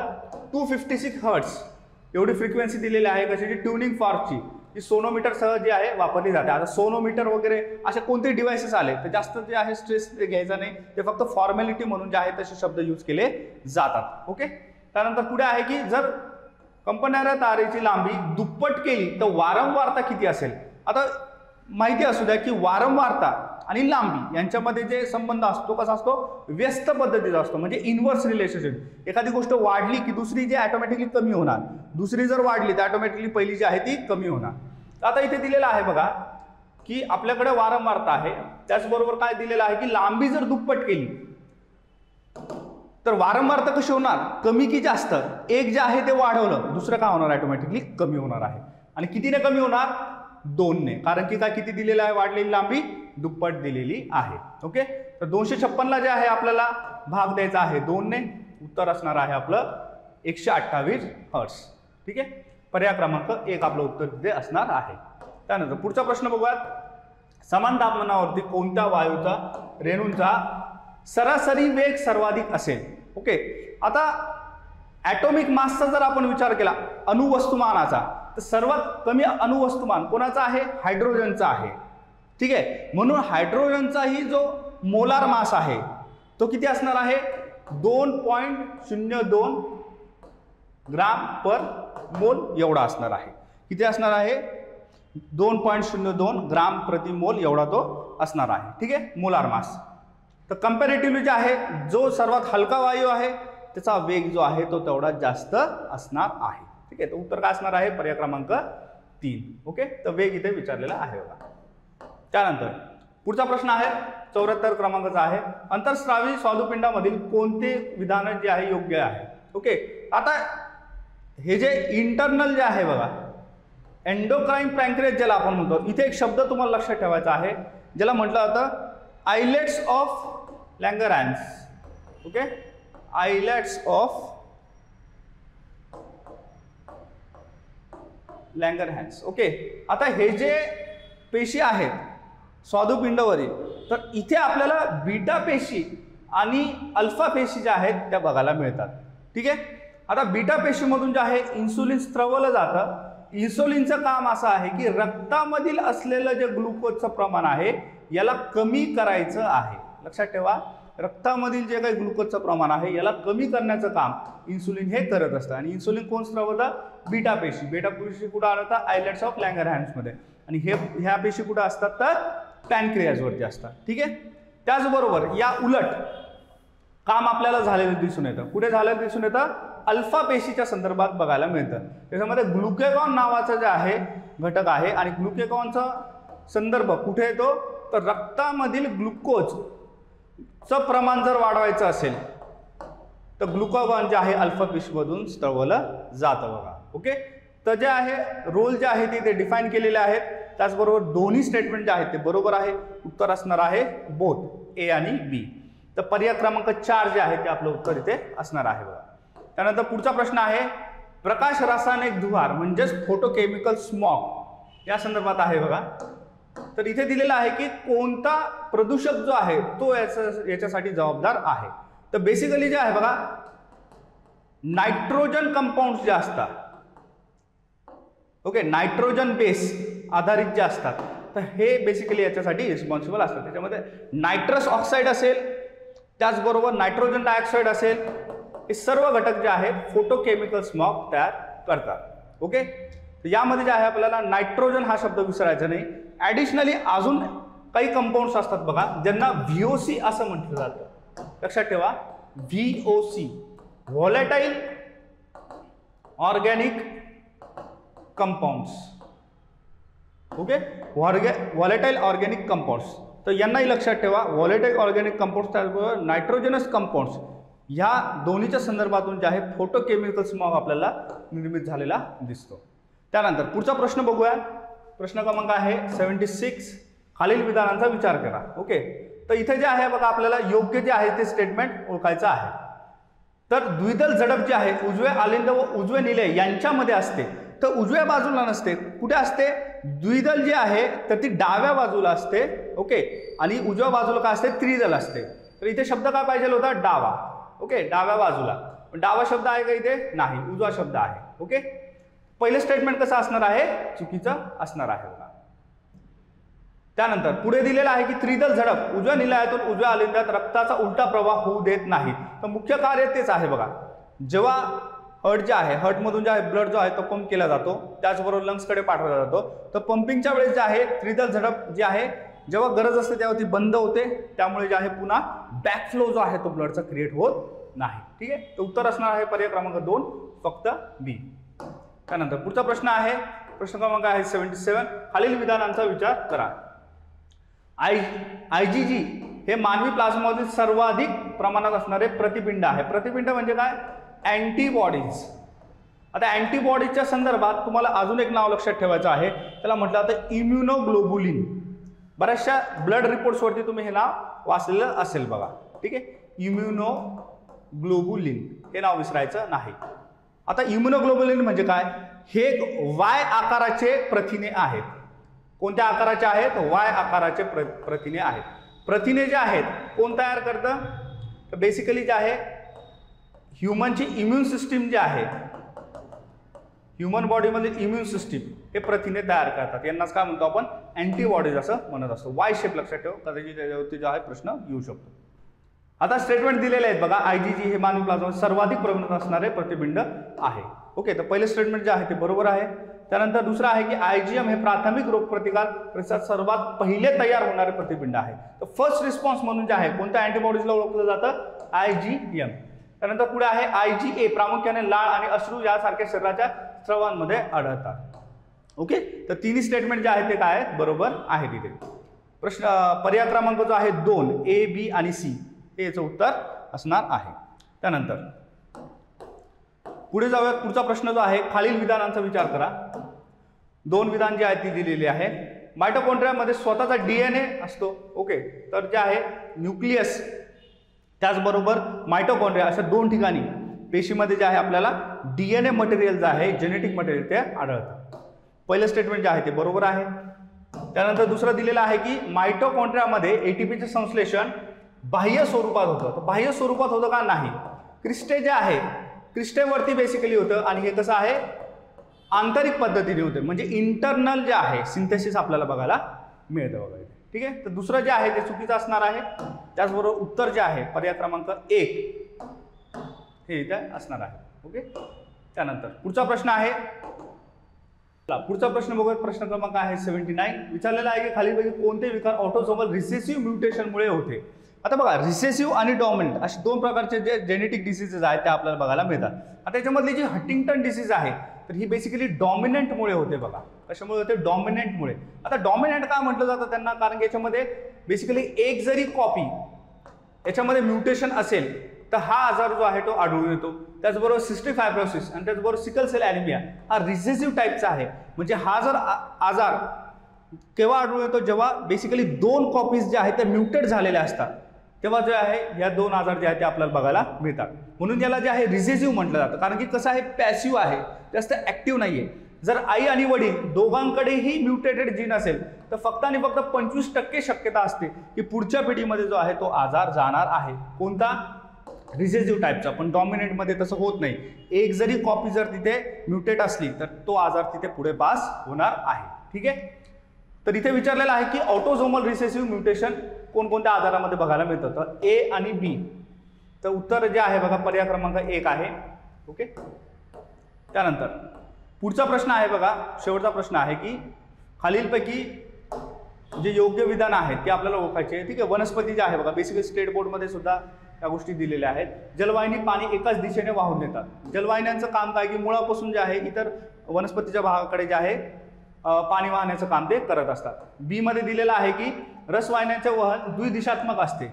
आता जलवाहिन्यासारखं नाही, ज्या रसवाहिन्या आहेत ज्याला आपण फ्लेम असं म्हणतो, तर फ्लेममध्ये बेसिकली काय मुळापासून जे आहे खोडापर्यंत, मग जे आहे पान तिथपर्यंत जे आहे अन्न जे आहे ते पोचवलं जातं. त्याचबरोबर पानापासून जे आहे इतर जे पोषक घटक आहे पुन्हा जे आहे मुळापर्यंत जे आहे पोचवली जातात. ओके. तर द्विदिशात्मक आहे बघा रसवाहिनी. दोन्ही स्टेटमेंट बरोबर आहे. तिसरं जे आहे जलवाहिनी या सजीव पेशी असतात. सजीव पेशी असतात का? नाही. कशा आहेत? मृत पद्धतीच्या पेशी आहेत. सी स्टेटमेंट कसं आहे? चुकीचं आहे. ओके. तर उत्तर काय असणार आहे? पर्याय क्रमांक 1 अ आणि ब.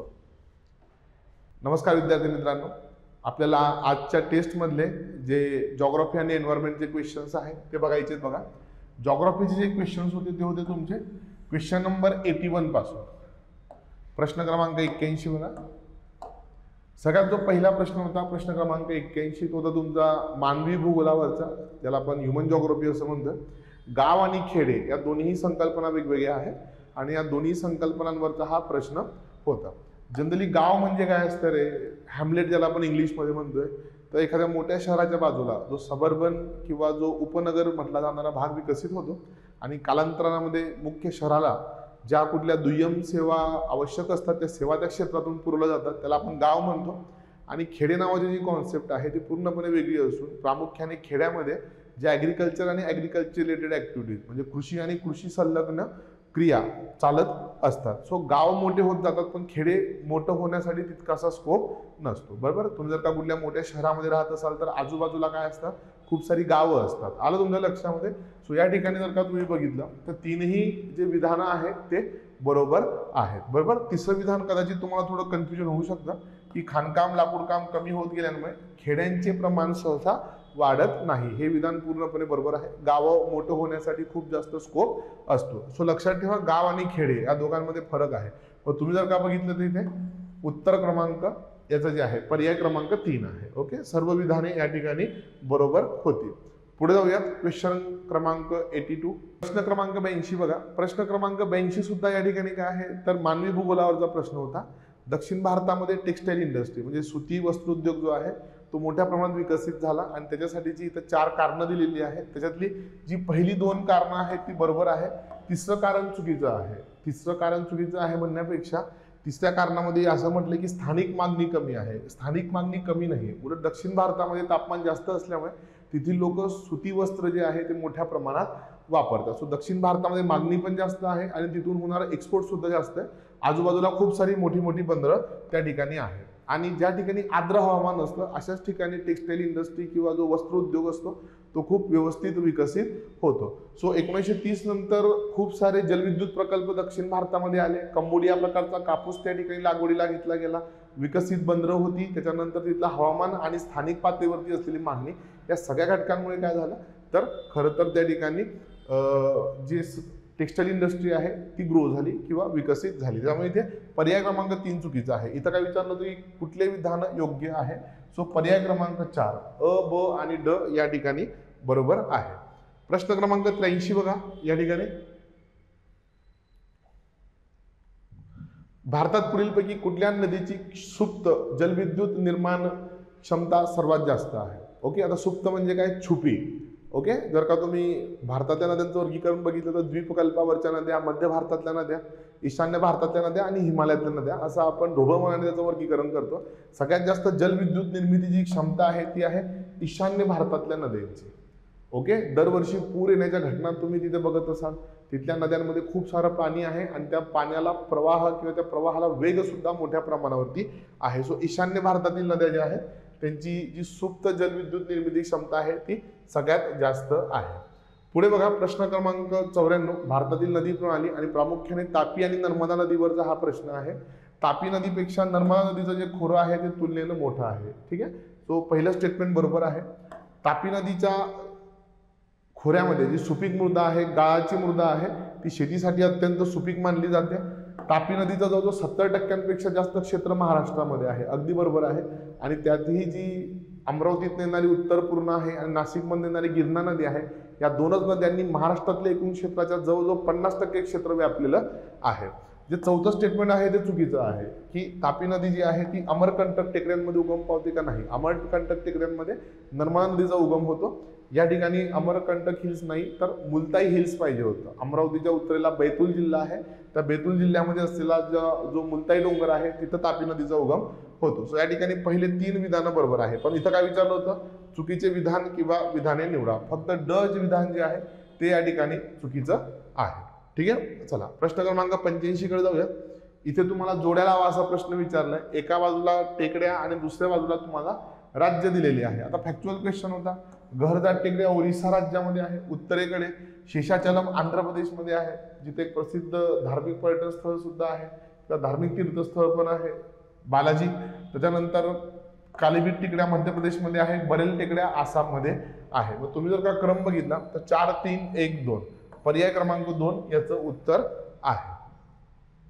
प्रश्न क्रमांक 86 कडे जाऊयात आपण. ओके, क्वेश्चन नंबर 86 बघा. इथे तुम्हाला 2 विधानं त्या ठिकाणी दिलेली होती. काय म्हटलंय, माशांची उपलब्धता आणि मासेमारी व्यवसायावरती हवामानाचा काय होतो, परिणाम होतो.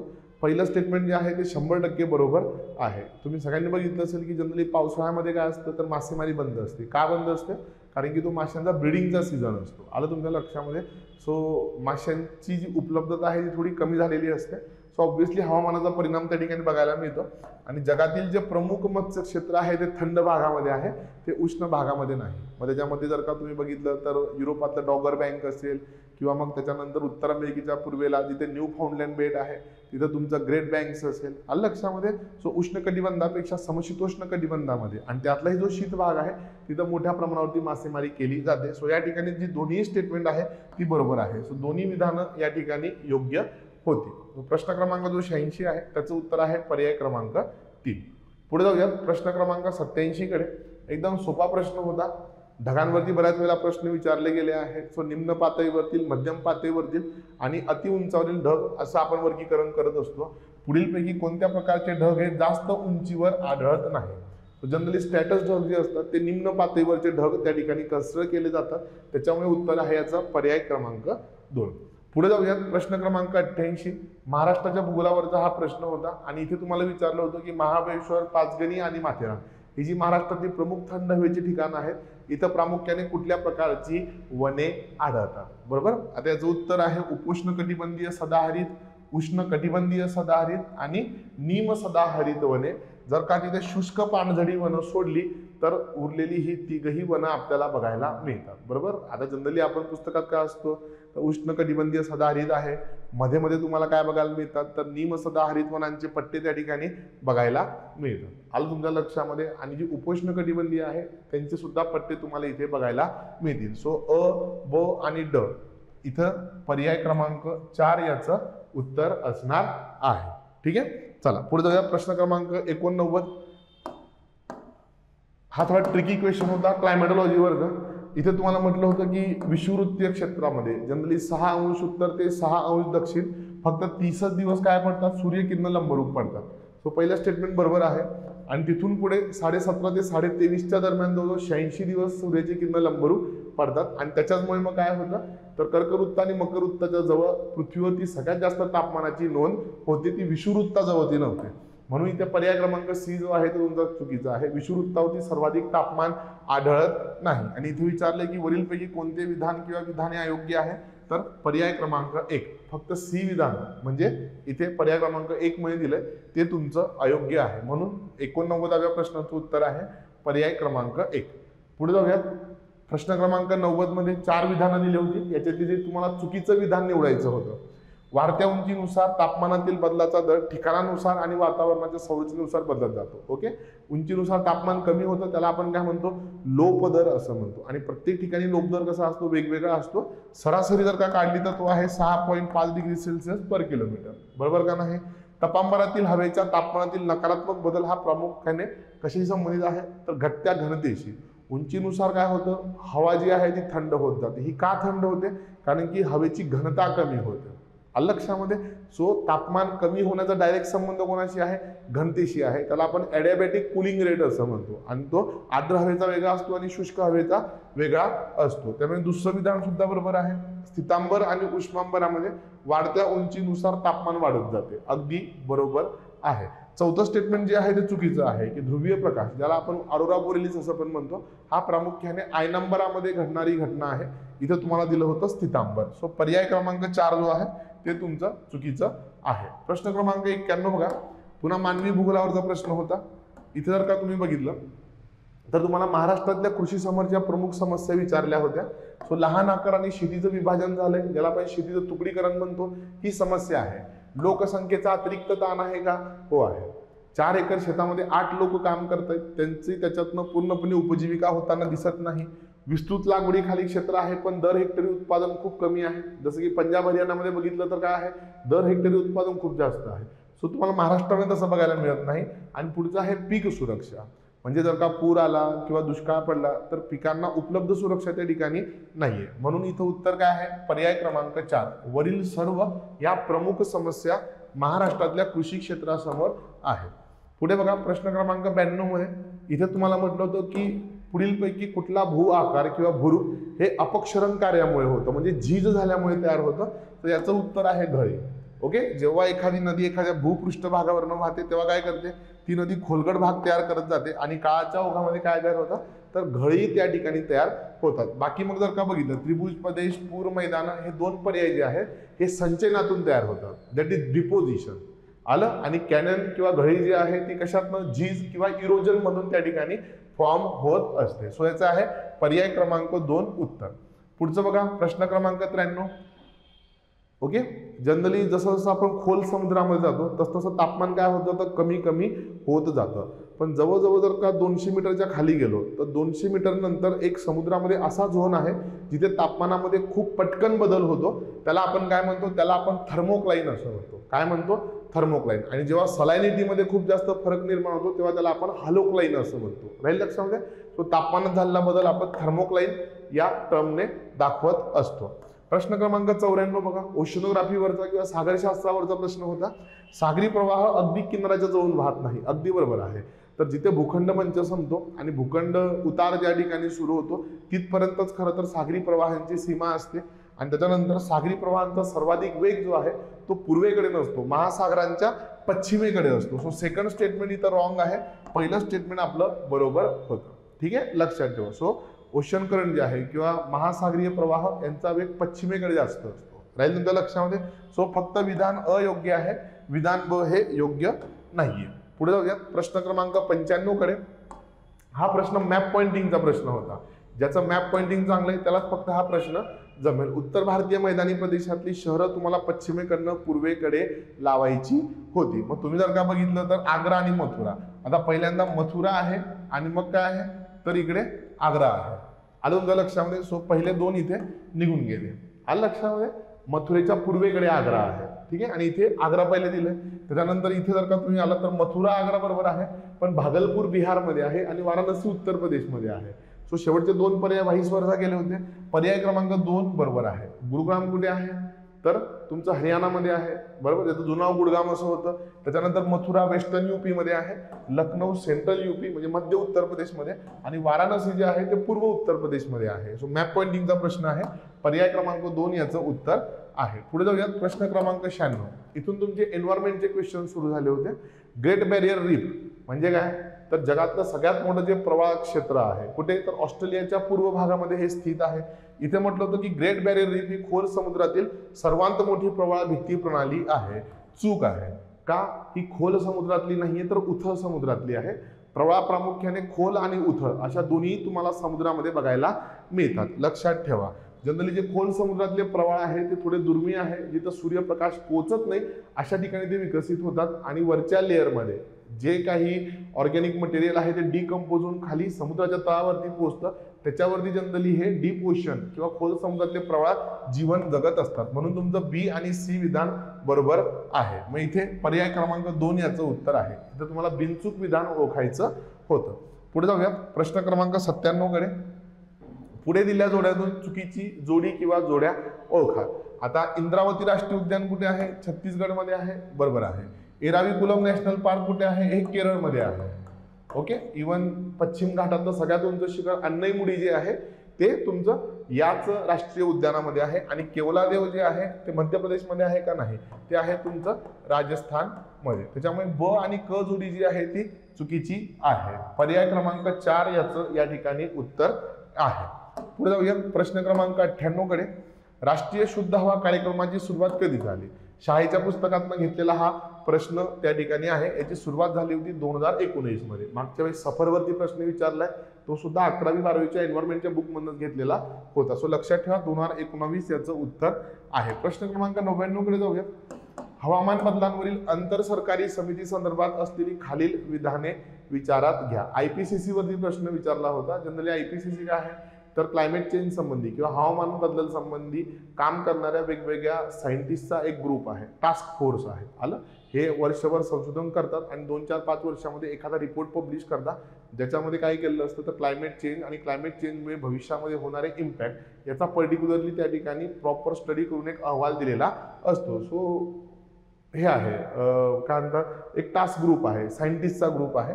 सो 1988 ला त्याची स्थापना झाली होती. सो या ठिकाणी दोन्ही विधानं काय आहेत तर योग्य आहेत. आणि जी हे झाली स्थापना झाली त्याच्यामध्ये कोणी कोणी भाग घेतला होता तर एक आहे तुमचं जागतिक हवामान संघटना आणि UNEP, united nations environment programme. राहील तुमच्या लक्षामध्ये. सो दोन्ही विधानं या ठिकाणी बरोबर आहे. आणि प्रश्न क्रमांक 100 जो आहे तो जनरली स्पेसिस वरती होता. सिंहाच्या 2 प्रजाती आहेत, एक आहे एशियाटिक आणि आफ्रिकन लायन, बरोबर आहे.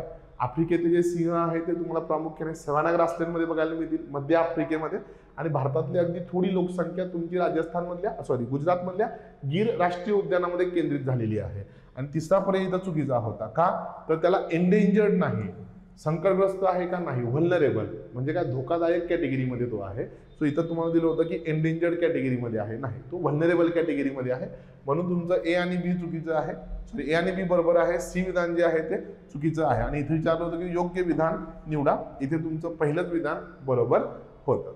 ओके, चला. सो तुमच्या सगळ्यांसाठी एक छोटी सूचना आहे या ठिकाणी. अशा पद्धतीने आपण सगळा पेपर तर बघितलेलाच आहे, पण स्पॉटलाइट अकॅडमीच्या ॲप्लिकेशनवरती मागच्या गेल्या वर्षाच्या म्हणजे 22, 23, 24च्या ज्या राज्यसेवा पूर्व परीक्षेच्या क्वेश्चन पेपर्स आहेत या फक्त 11 रुपयामध्ये अवेलेबल आहे. सो ही टेस्ट सिरीज तर तुम्ही सॉल्व्ह करतच आहात, पण तुम्हाला जर का मागच्या वर्षात जरी टेस्ट सिरीज परचेस करायची असतील तरी सुद्धा तुम्ही त्या ॲपमध्ये जाऊन परचेस करू शकता. सो सगळ्या टेस्ट सिरीज परचेस करा मागच्या वर्षांच्या सुद्धा आणि त्या व्यवस्थित सॉल्व्ह करा. ओके, चला. So thank you so much.